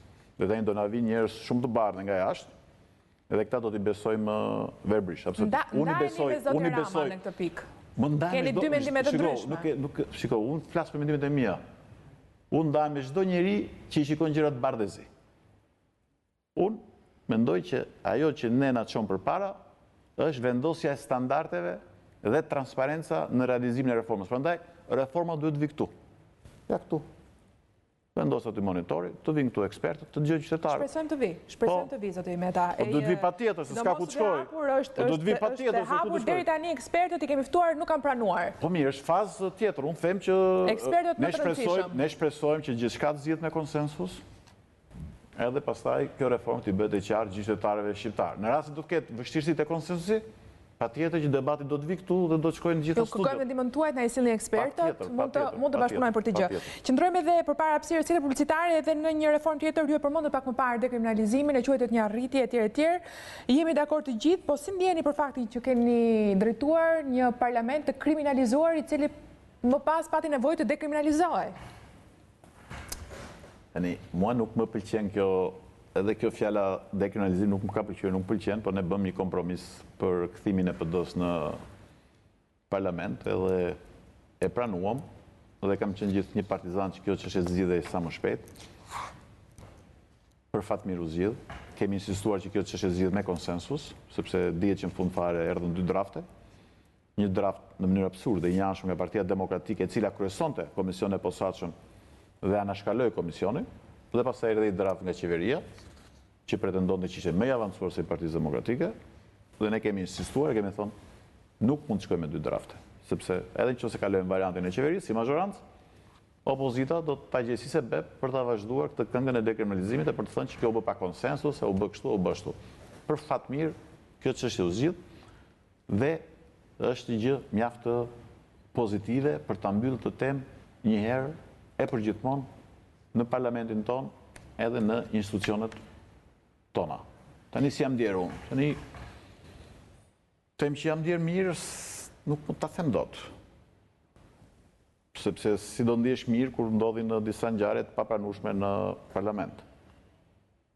Të them që mbaron dekriminalizimi këtu, nuk e them dot, sepse në vërtet kemi marrë masa që individ të caktuar, me rekorde të caktuar, me probleme të caktuar, të mos jenë në parlament, apo të tjerë, por gjua që përdoret parlament, nuk më themi që është gjuhë e dekriminalizuar. Është një gjuhë që provokon konflikt, është një gjuhë që kriminalizon jetën politike në vend, me akuza, me shpifje, me retorika mjaft agresive, nga e cilat duhet distancohemi, dhe prandaj edhe u kam kërkuar edhe grupe parlamentare të miratojmë kodin e etikës, që të kemi përgjegjësi dhe përgjegjëshmëri më të madhe, sepse shpesh herë themi gjëra dhe të pavërteta, thjesht për të dëmtuar kundërshtarin apo rivalin, po në tërësinë e tyre gjitha këto përsëri na kthehen ne, pra themi i kthehen klasës politike dhe kthehet në një humbje besimi të qytetarëve tek politika, tek parlamenti, tek qeveria, të opozita e kështu me radhë. Do përpiqeni ta kulturoni parlamentin, e kam fjalën për cilësinë e edukimit parlamentarëve, e cila lë shumë për dëshiruar, po të shikosh diplomat e shumë prej tyre për shembull, edhe ato lën shumë për dëshiruar. Do kemi ndonjë përpjekje nga ju, partitë kryesore, për të patur lista më përfaqësuese? Patjetër, është një përgjegjësi e partive. Se nuk është përgjegjësi e kryetarit të parlamentit, kryetari i parlamentit nuk është ministër që mban përgjegjësi për ministrinë e tij. Kryetari i parlamentit përpiqet të bëjë detyrën e tij në mënyrë sa më të pamshme të jetë e mundur dhe të përpiqet të gjejë konsensus, të respektojë procedurat parlamentare dhe të përfaqësojë kuvendin. Kështu që në këtë kuptim mendoj që kryetarët e partive, edhe vetëm kryetarët, por partitë vetë, duhet të japin shembullin duke sjellë parlament kualitete sa më përfaqësuese. Dhe në këtë drejtim, LSI-a është angazhuar për të parë shumë mirë, shumë element të përfaqësimit të saj. Natyrisht ne kemi qenë një forcë që nuk kemi pasur kështu shqetësime me këtë çështjen e dekriminalizimit as në kuvend, as në listat e kandidatëve për të zgjedhurit vendor, por nuk kemi pasur probleme dhe kemi kërkuar garanci dhe përgjegjësi nga kandidatët për këtë çështje, pra duke bërë qartë që nëse do dilte diçka për ta, të cilën ata nuk e kishin treguar, do të përjashtoheshin nga gara. Por kemi mundësi të bëjmë shumë më tepër, të sjellim më shumë gra, më shumë vajza të reja, të sjellim më shumë të rinj, të sjellim më shumë juristë, të sjellim më shumë ekonomistë, sepse këto po i mungojnë kuvendit tonë, dhe natyrisht jemi pak të kujdesshëm me përfaqësimin me biznesmen.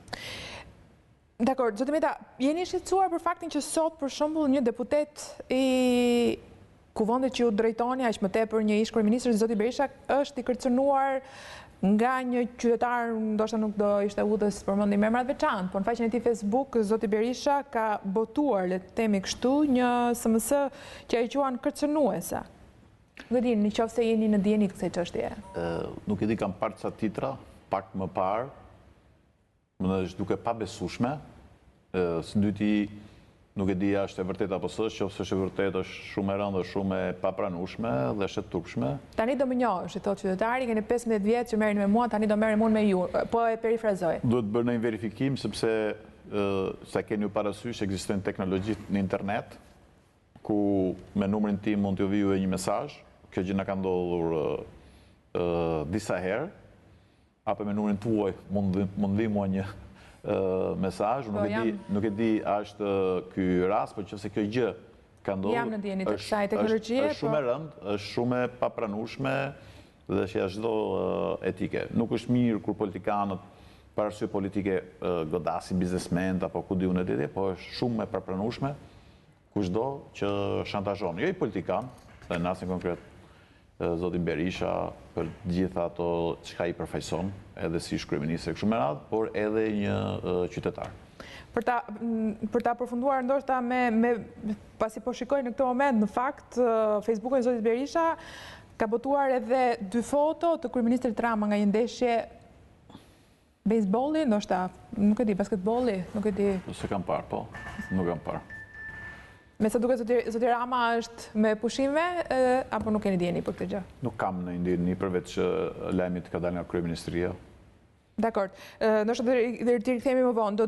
Doja të ndalesha shumë tek reforma elektorale, zoti Meta, te një kod zgjedhor i cili me sa duket do ndryshojë në dëm apo jo të LSI-s, pasi për i kohësh kodet zgjedhore shihen kështu, të ndryshohen në dëm ose jo të LSI-s apo jo. Pak nga 2008 kemi eksperiencë këtu kemi qenë, ju keni qenë në grevurie. Pra LSI-a target që nga 2008-a. Të paktën kështu të analizojmë bashkë. Do shohim edhe çfarë ka thënë zoti Berisha në lidhje me këtë çështje, me ndryshimin e kodit zgjedhor, sidomos sistemit me prim. Kalojmë një hapësirë publicitare dhe rikthehemi.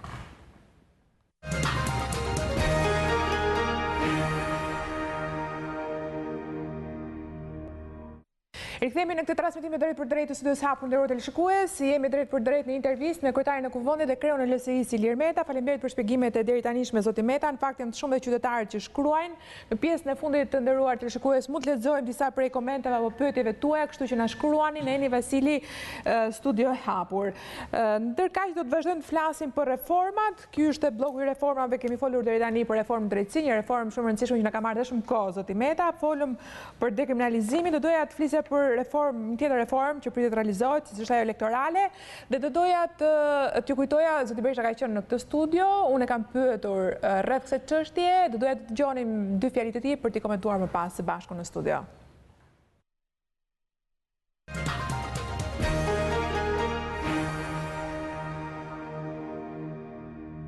Gati të rishikoni kodin zgjedhor duke e transformuar atë në një proporcional me prim, zoti Berisha. Do ishit gati ta bënit me konsensus me Partinë Socialiste ndryshimin e sistemet? Kur ja kam kërkuar 3 muaj Edi Rams, atër kur unë isha kryeministër dhe në kandërpa, ai ma refuzoi. Sot unë jam njëri dorëhequr. E shikoni si një tentativë të mundshme të Ramës për të eliminuar Metën nga skena politike? Ju do ishit dakord me këtë gjë? Me ndryshimin e sistemit parë në këtë prizëm? Problemi është se është e gabuar në qoftë se ose Rama ose Basha do të bënin ligje duke patur parasysh këte apo ate parti tjetër. Kjo nuk shkon, sepse sot është ky pozicion, nesër pozicion ndryshon, elektorati ndryshon, dhe nuk bëhen ligjet në atë formë. Them mendimin tim, apo jo. Një alternativë për eliminimin e partive të vogla me ndryshime në kod ju e keni bërë, të dyja partitë të mëdha, me një konsensus shumë të madh, si rrallë herë, 2008, juve i Po jo eliminim, po zvoglim, ridimensionim, zvoglim.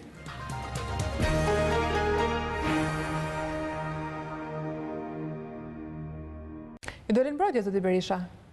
Unë e kuptoj kështu të paktën, sepse i sugjeroj Ramës dhe Bashës mos bëni konsensus duke pasur parasysh konsensus elektoral për të një partie të një kodi me prim, duke pasur parasysh të eliminojmë një apo tjetër parti, dhe sigurisht e referoj LSI-s. Kujt tjetër? Së pari njëherë fakti që ju përmendët që nga 2008 përpjekjet për LSI-n për të eliminuar të tjerë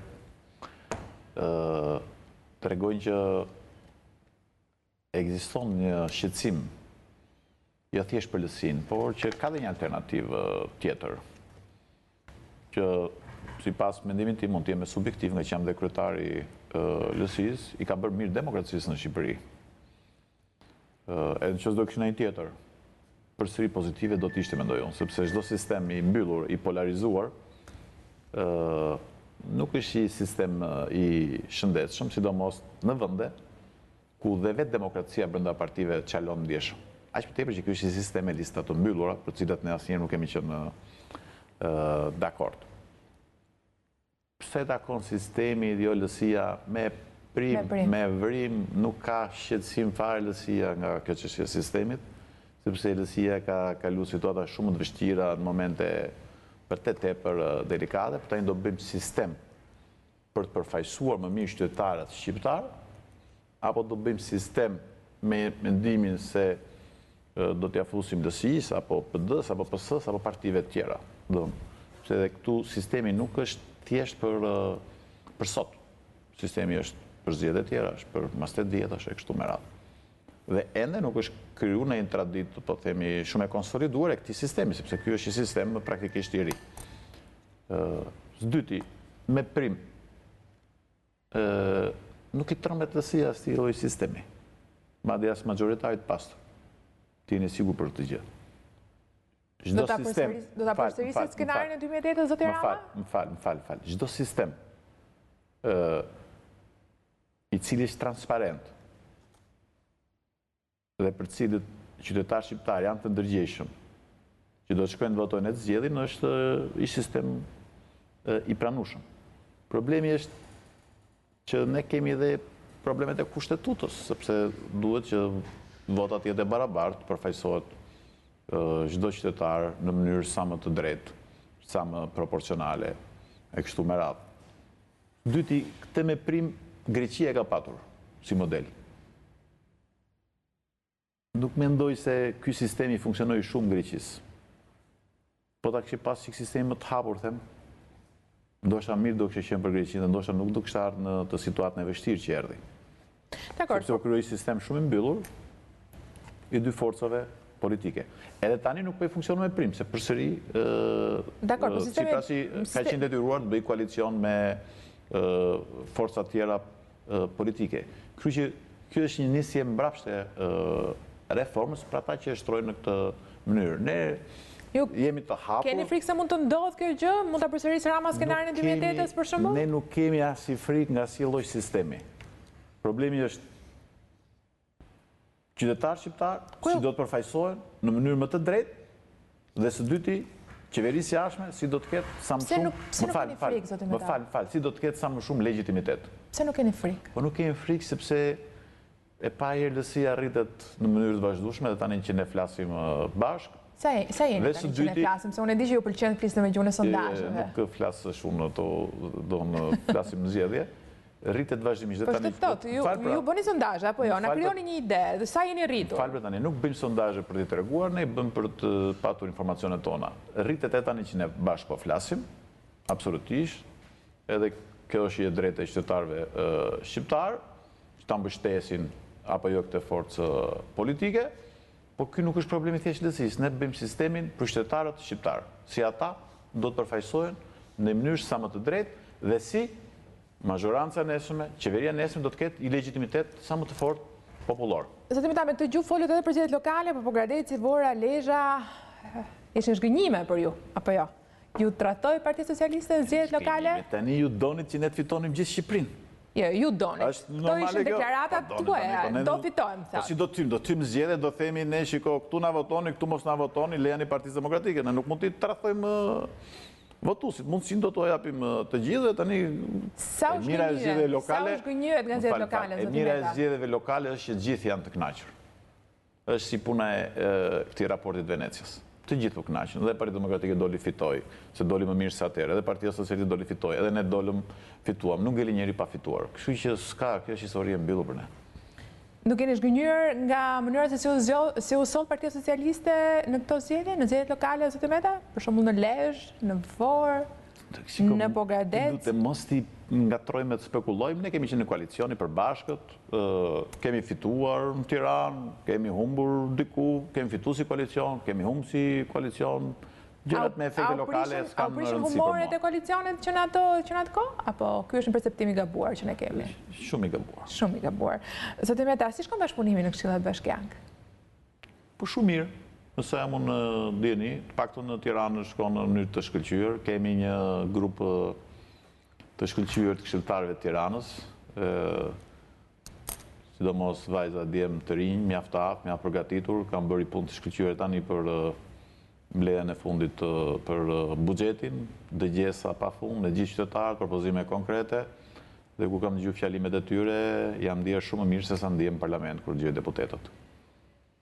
Dakor, kjo gjë vetë mund të na gëzojmë, shpresoj që dhe parlamenti ta marrë veten, është si shtat ju, dhe impenjimi është impenjimi juaj, impenjimi i partive politike dhe sidomos kryetarëve. Dhe kritikat tuaja na ndihmojnë të përmirësojmë. Shpresoj na dëgjoni Zoti Meta. Qëndrojmë tek reforma dhe do doja... Mos u ankoni për dëgjueshmëri nga ana ime. Jo, e kisha përgjithësi nga ju politikanët, nuk e kisha më personalisht.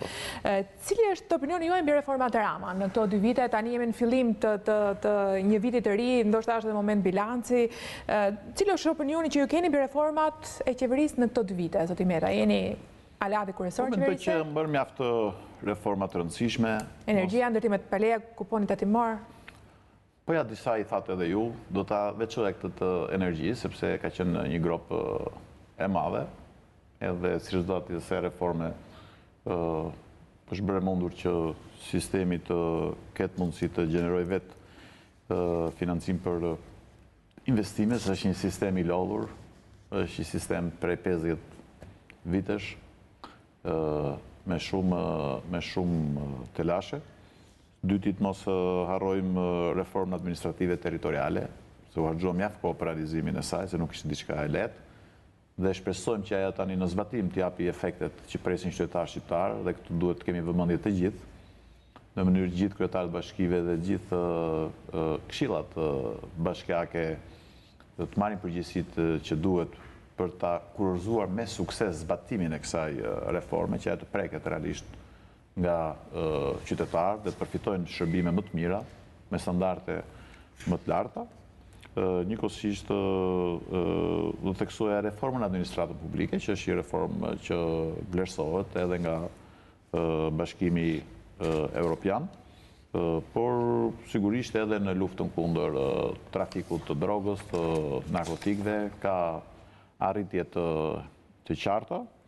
Dhe padyshim do të përmendja bujqësinë, janë bërë punë shumë mëdha edhe pse buxheti nuk ka qenë ai që duhej, ose që unë mendoja që meriton zhvillimi i bujqësisë në vendin tonë për shkak të peshës që ka, po të mos harrojmë që ka një rritje i gjallërim të jashtëzakonshëm të prodhimit bujqësor dhe sidomos të eksporteve tona, të cilat po vlerësohen dhe po kërkohen nga tregjet më të mira ndërkombëtare dhe europiane, edhe në shumë fusha të tjera, se patjetër që po bën reforma të rëndësishme. 10, 8, 7. Një nota i takon qytetarëve, sepse unë natyrisht në këtë rast nuk jam në pozicionin e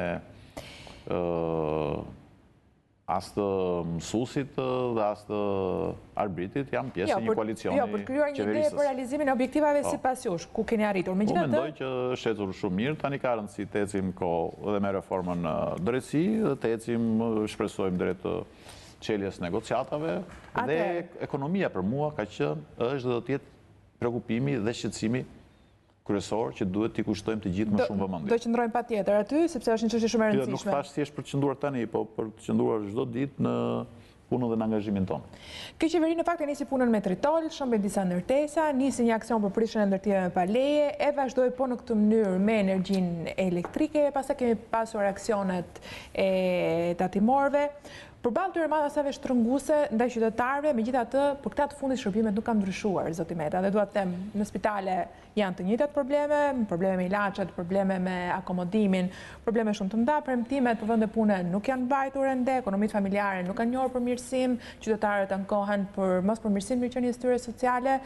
Keni thënë në këtë studio se duhet i presim rezultatit, pasi kjo është një gjë që ngjan pak me punën e bujku, duhet edhe shfarën, pastaj të presësh që të korrësh çfarë ke mbjell. Edhe sa duhet presim akoma? Thashëm përpara që ka vend për përmirësime, nuk ka vend për vetkënaqësi. Duhet besoj ndoshta që mendoj që ka një pikë të fortë në raport me shumë politikanë është realizmi dhe vlerësimi i gjërave në kontekstin e përgjithshëm.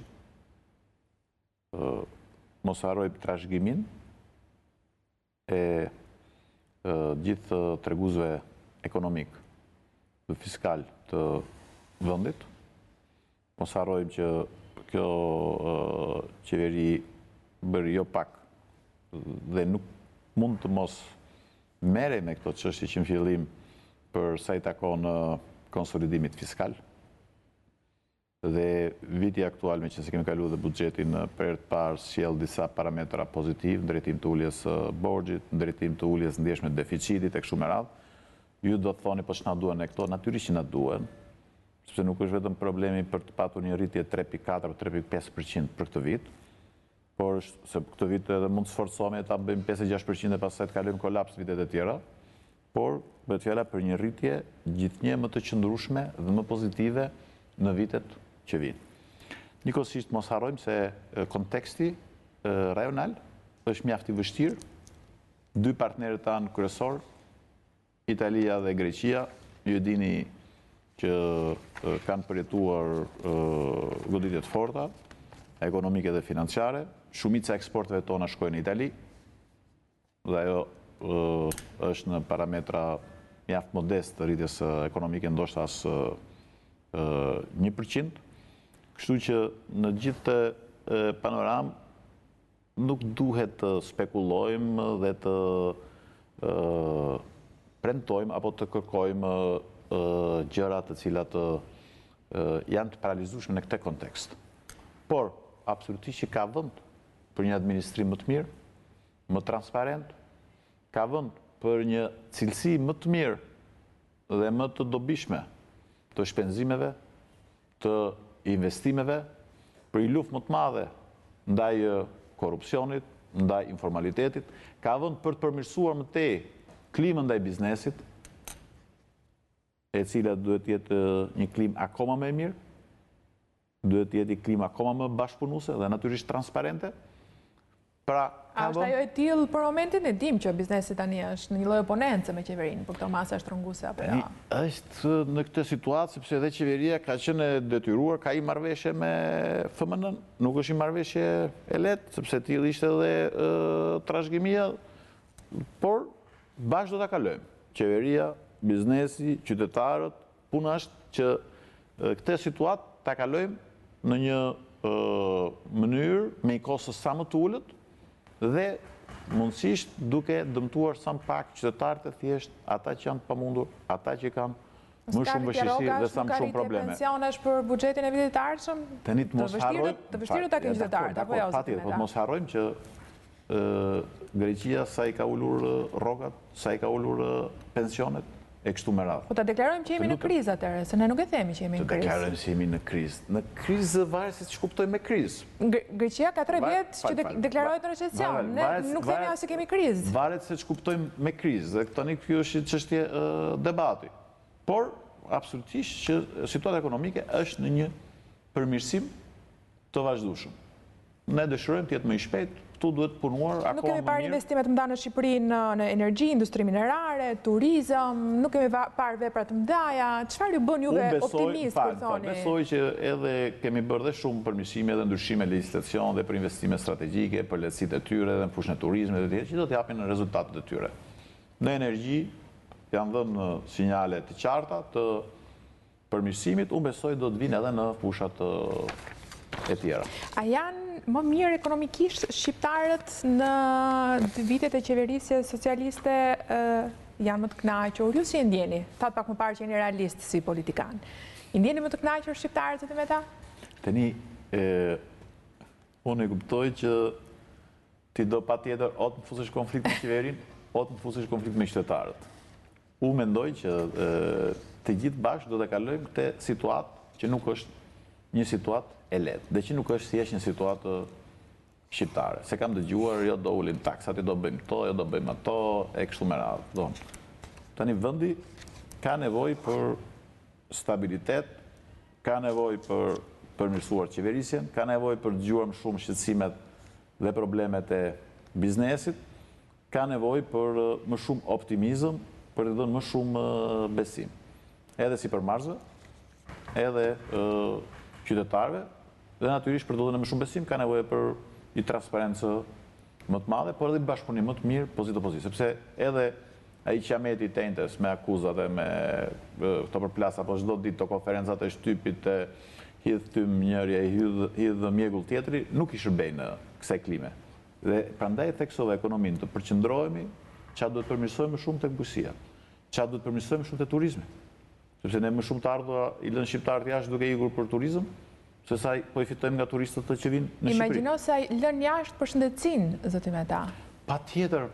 Jeni dakord në politikat koncesionare të qeverisë? Shiko, nuk jam... Sidomos në shëndetësi? Unë jam dakord me çdo politikë transparente, me çdo politikë të lishme dhe me çdo politikë ku privati investon dhe përmirëson shërbimin dhe jo thjesht fitoj për vete apo aq më tepër nga buxheti i shtetit. Pastaj për konkretisht, kjo është çështje ekspertësh për të parë çështje të konkrete. Jam për partneritetin publik-privat, që duhet ta shfrytëzojmë më mirë edhe në sektorin publik, por mendoj që këto çështje që thatë ju, u përmenda turizmin, ju përmendët shëndetësinë, shqetësime tjera, ne këto çështje duhet të kemi në qendër të vëmendjes dhe debatit. Po të kemi gjithë ditën, ky volli aty, ky vrau aty, ky preu këtu, jo vetëm që po e kriminalizojmë politikën dhe shoqërinë, por ne dohen po e shterpësojmë atë mendimin racional, kryus, përmirësues që do të çojë vendin përpara.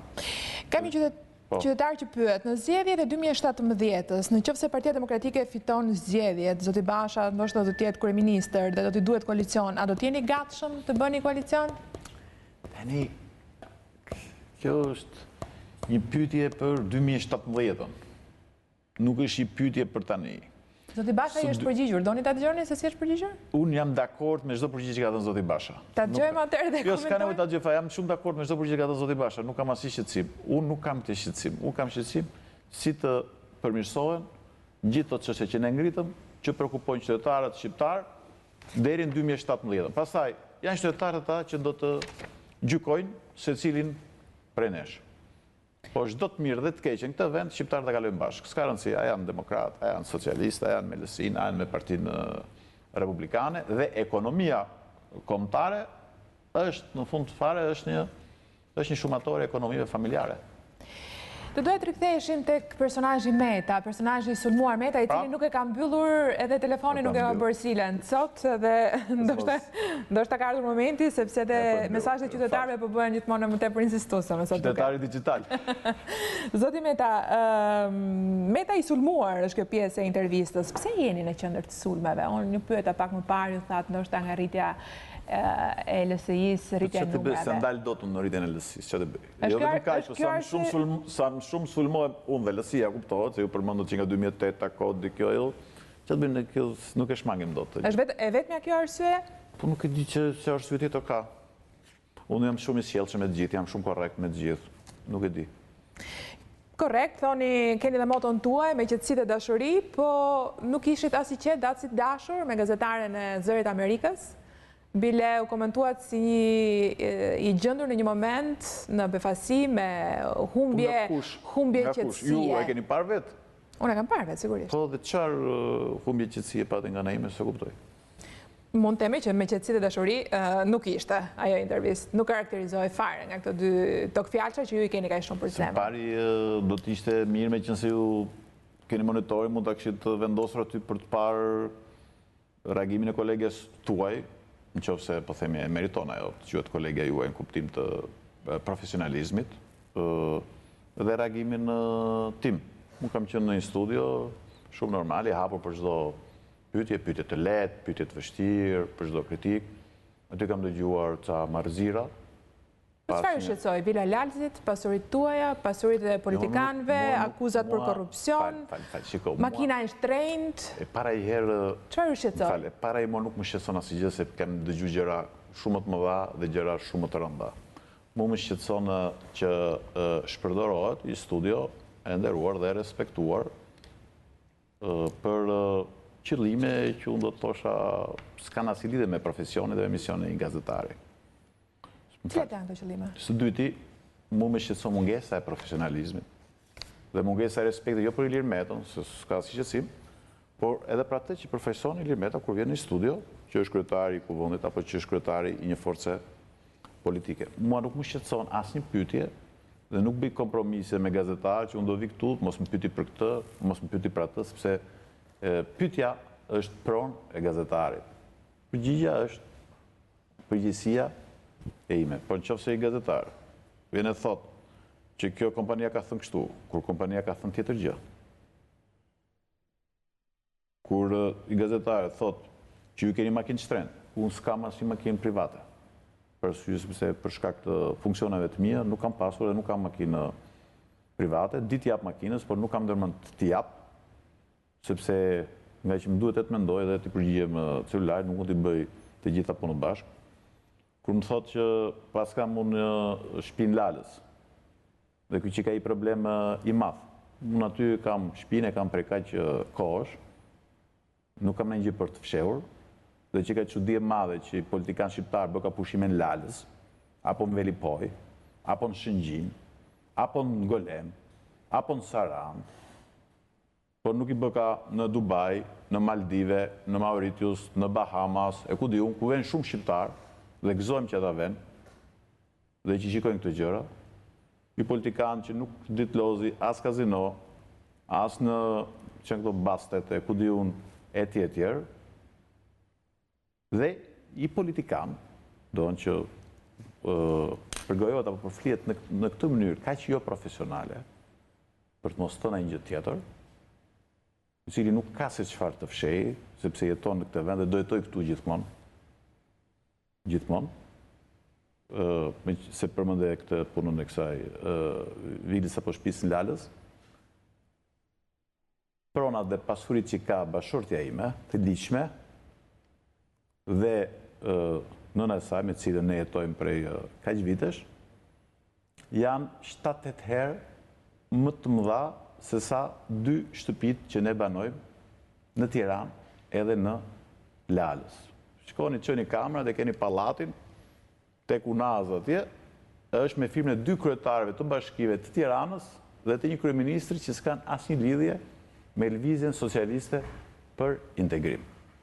Pra, të shpërdorosh i mundësi ku kryetari i parlamentit vjen për dhënë një mesazh për vizitën për marrëdhënieve me Shtetet Bashkuara të Amerikës. Dhe unë mendoj që është një mungesë e madhe e përgjegjësisë. Unë jam gati për çdo transparencë, për çdo pyetje të vështirë, të lehtë etj, por mendoj që edhe mediat duhet të kenë profesionalizëm, duhet të kenë përgjegjësi, sepse është e lehtë ta kërkosh politikës, por mendoj që edhe vetë politikën media e ndihmon kur e reflekton këtë ndjenjë, këtë përgjegjësi. Dakor, po ideja, nëse kishte diçka që nuk shkonte në pyetjet nga pikpamja profesionale, ideja të paktën ishte për të pyetur nëse për shembull Ilir Meta është i varfër apo i pasur. Shumë nga këto mesazhe edhe të qytetarëve e pyesin këtë. A mund t'i pyes për këtë gjë zotin ata? Mund të them dy gjëra për këtë. Pasuria ime më e madhe është fjala ime. Kaq. Po, jo. E para. Për ato punte pronave tyre i keni, kontrollojni, u lumtojni, ku doni edhe si doni, absolutisht. Por ua thash edhe i herë. Pasurin që ka të lishme në pronën e saj, pallat, 16 metra katror, 35%, bashkëshortja ime, me nënën e saj, dihet që ne kemi jetu tërkohë me prindërit e Monikës, edhe sepse ata janë kujdesur për rritjen e fëmijëve, e të tjerë, është mos gaboj rreth 6.000 metra katror. Është 7-8 herë ndoshta më shumë se sa sipërfaqja e shtëpive ku ne jetojmë së bashku në Tiranë edhe Lare. Sot dëgjoj edhe marrëzira të tjera, se falë se po thoshu se do thosh ti doktorin. Vila e Berishës, vila e Argitës në Lalës, kaq edhe aq. Është i turp i madh që merr me këto gjëra. Se të me da, se varet si kanë blerë. Jo, ta them unë. Ju i keni për shkak të pronave të bashkëshortes, por... Jo, s'ka problem, nuk ka problem. Çdo politikanë, po ta them unë do. Po të them do se me çfarë standardesh ne po bëjmë politikë dhe po bëjmë transparencë. Unë mund të them këtë gjë se e di shumë mirë, kur vajza Berishës ka marrë atje shtëpi, atje nuk shkonte njeri se s'kishte as rrugë asgjë. Që do të thotë? Po, ai pronari aty i fshatit lutej që ta popullonte që të shkonin në disa njerëz dhe atje mund të ishte vlera e saj pothuajse asgjë. Që do thotë që ne jetojmë në një vend me spekulime. Do që qytetar dhe gjithë qytetarët ne gëzojmë të kenë shtëpi në Bregdete ku diun dhe janë me mira 10 mira që kanë, ashtu sikurse për fat keq ka ende mjaft tjerë që janë pas tre dhe që duhet mendojmë më shumë për ta, por pse duhet paragjykojmë patjetër? Politika nuk ka drejt këtë i pronë të lishme, të verifikueshme, e tjerë. Një qytetar që smet politik e ka këtë drejt. Një gazetar ka drejt që një pronë të tin, apo jo, ta zhvilloj, e kështu me radhë, dhe të marrën për gojë, pastaj politikanët, e ku di unë, e tjerë. Politikan ka të drejt, po të justifikoj pronat e ti me parat e fituara në mënyrë ndershme. Këtë duhet punë profesionale. Prandaj duhet bërë dhe investigim, absolutisht investigohet çdo gjë. Por të flitet me përgjegjësi, sepse ky lloj populizmi po e largon politikën media nga fokusi i saj real, që duhet jenë dhe problemet reale. Dhe ne po mbetemi akoma në kjo korrupsion antikorrupsioni, e di si më duket mua sot. E di si më duket sot. Si komunizmi antikomunizmi. Po komunizmi ishte një problem, apo jo, zotë Meta? Çka do thotë që edhe korrupsioni? Po nuk thashmë që s'ishte problem. Po atëherë është dhe korrupsioni, duhet ta zgjidhim. Po patjetër që ta zgjidhim, po nuk zgjidhet kështu. Zgjidhet në mënyrë profesionale. Ju me profesionalizëm, ne me transparencë të gjithë bashkë, edhe qytetarët fund fare gjykojnë. Absolutisht. Po jo me spekulime. Jo me keq informime, jo me mashtrime. Ju po thoni se ne kemi një ide të gabuar për politikanat të përgjithësisë, nuk ka politikan korruptuar në Shqipëri, apo politikan me pronat pa justifikuara? Nuk po them unë që s'ka gjë. Nuk kam thënë unë, nuk mund ta them kurrë që ka politikan pa korruptuar. Nuk mund ta them unë kurrë që ka gjyqtar, prokuror, ambasador, e ku di unë dhe tjetër pa korruptuar. Kjo do ishte një evitet i jashtëzakonshëm dhe e papranueshme. Por edhe unë e kam vështirë që të pranoj që të satanizohen, dhe ne vetë satanizohemi, ne si shqiptar, që shqiptarët janë më të korruptuarit, dhe ndërkombëtarët janë më të kulluarit. E bëni thonë në parlamentit vetë këtë gjë, pse na e vini në media? E thash vetë satanizohemi. Ne satanizohemi ne, që shahemi atje, edhe që veme qahemi tek ambasadorët që ky bëri këtë, ai bëri atë, e tjetër, ata qeshin me ne, dhe çojnë raporte, thonë këta gjithë i so janë. E kështu me radhë. E bëni dhe i pjesë e juja, nuk do të them gjithë, se s'du t'i vëtë gjithë në blok, dhe kjo shumë e gabuar. A e kishme Uleksin në Kosovë? Nuk ban përgjithësi Uleksi për të probleme korrupsioni së gjova dhe atje që flisin ambasadorët për këtë problem. A ka patur atje prezencë më të madhe ndërkombëtare se në çdo vend tjetër? Njerëz korruptohen edhe ata, njerëz janë edhe ata. Po më falë, prandaj po të theksoj dhe herë tjetër, që duhet të zhvillojmë transparencën dhe të vendosim standardet. Dhe transparencën dhe standardet t'i vendosim këtu. Përse thashë theme historira, ky ishte aty, ai ishte aty, to janë pralla politike që shqiptarët janë lodhur dhe kanë ardhur në majtë hundës. Përse takon mua i varfër i pasur, unë s'mund të them që jam i varfër. Sepse kam 20 e ca vjet, deputet, kryeministër, kryetar parlamenti, 3 herë zëvendës kryeministër, ngruan deputete, më falë, kështu me radhë, përveç pronave e ku di unë e tjetër, por unë nuk harroj se nga vi. Unë vërtet jetoj sot blok, po unë kam lindur në fshat. Kam lindur në 1300 metra mbi nivelin e detit. Unë vërtet nuk kam probleme as për të jetuar, nuk kam probleme as për strehime këtu, po kam trata njerëz të mi, kushërinjtë e mi, që i kam Tiranë, që i kam në Durrës, që i kam në Lushnjë, që i kam në Berat, që i kam në Skrapar, të cilët janë edhe pa punë, edhe në njerë dhe nga s'me dhe i talën, për t'i kushëriri këti, si jeti pa punë, s'do t'ja dhja i për tyje, ku di unë e tjetër, që luftojnë për të jetuar, që janë në emigracion, që jetojnë me 100 sakrifisa, dhe nuk e harroj se nga vi. Pra ju pranoni në një farë mënyrë stigmën që është krijuar që për gjetur një vend pune duhet të jesh i LSI-s? Kjo është spekulim, absolutisht.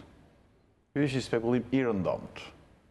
Shiko, është një makineri që funksionon tani, por që ka të shqetësim në rritjes LSI-s. LSI ka votat kryesisht nga rinia. Edhe rinia nuk është se aty ju keni parë të rinjt, studentët, gjimnazistët. Mjafton të shikosh grupin e këshilltarëve të LSI-s në Bashkinë e Tiranës. Të lutem, shko shikoj kur këtë një mbledhja edhe da kuptosh se qa përfaqëson LSI-ja, ku e ka fuqin LSI-ja dhe pse rritja e LSI-s është e pandalshme dhe nuk është e lidhur thjesht me Ilir Metën. Ilir Meta është thjesht një përfaqësues i tyre për një kohë sa ta gjykojnë ata. E keni fjalën që po përgatiteni të lini pasardhës? Jo, nuk thash se do të bëjnë një veprim në një surprizë, por unë gjithmonë jam këtu për të respektuar ata që më votojnë që më përkrajnë. Se thatë për një kohë të caktuar, keni filluar të mendoni për ta lënë stafetën? Jo, nuk është çështje stafete kjo. Kjo është çështje përgjegjësie. Po edhe gjithë jetën e nuk do të jemi, domethënë. Kush do të jetë pasi ju mendoni? E mendoni kush do ta marrë stafetën? Ku do ja lini? Ku do doni të ja lini? Nuk mendoj. Një Benjaminit projektuar nga ju? Kush do ishte pasardhësi Ilir Metës? Nuk mendoj gjëra të tilla, ka plot sa dush që mund të jenë, janë proceset ato që i nxjerrin individët që meritojnë të drejtojnë, marrin përgjegjësi të tilla, edhe këto proceset duhen zhvilluar gjithmonë në mënyrë transparente. Keni pikasur ndonjë profil që e keni menduar, po ja, ky është për shembull? Nuk kam mend të merrem me këto histori, kështu që jeni e qetë. Dakor, unë e qetë jam, do doja... Një antar një vot, përgjigja është një antar një vot. Cilat janë sfidat si drejtuesi i Kuvendit për 2016-ën? Çfarë i urojoni vetes të ndodh ose të mos ndodh brenda parlamentit në 2016-ën? Sfida kryesore që unë ndjej është reforma në drejtësi. Shpresojmë ndodh para pranverës, të bëjmë çdo gjë që kjo gjë të ndodh, të arrijë sa më shpejt konsensi, të gjithë jemi dakord me Venecian, të vendosim transparencën, të vendosim standardet, edhe të ecim përpara dhe mbi gjitha sfida është gjithmonë ekonomia. Ky është problemi dhe shqetësimi im madhor. Qofse është mirë vendi, qofse janë mirë gjithë, absolutisht që kjo është një klasë politike që po e bën punën e saj. Keni një urim për shqiptarët për 2016-ën, për këta qytetarë që na kanë shkruar sot në Vasili studio e hapur dhe që ne nuk kemi mundësi për shkak të minutazhit edhe të faktit që ju mungoni gjatë edhe ne kemi shumë pyetje gjithmonë, nuk kemi mundësi të lexojmë gjitha. Kompensoj duke ardhur më shpesh. Unë uroj gjithë shqiptarëve kudo ku janë një vit të gëzuar me mbarësi në familjet e tyre, në shoqërinë tonë, edhe një vit që e afron Shqipërinë edhe më tej me Europën, dhe që na sjell më shumë punë, na sjell më shumë gëzime në familjet tona. Do të meta faleminderit, urime edhe ju, faleminderit edhe një herë që pranuat ftesën e Studios Hapur për këtë fillim viti, faleminderit që bëm të intervistë kaq interesante, se shikoj që është zbardhur në mënyrë masive dhe nga të gjitha portalet online dhe besoj të tjetë edhe nesër në faqet e para të gazetave, ndaj ju falenderoj dyfish për faktin që pranuat ftesën e Studios Hapur. Faleminderit edhe një herë. Faleminderit dhe natën e mirë, faleminderit ndërkohë të shikuesve ju që na ndoqët, takimi me Studion Hapur është për të martën që vjen. Natën e mirë.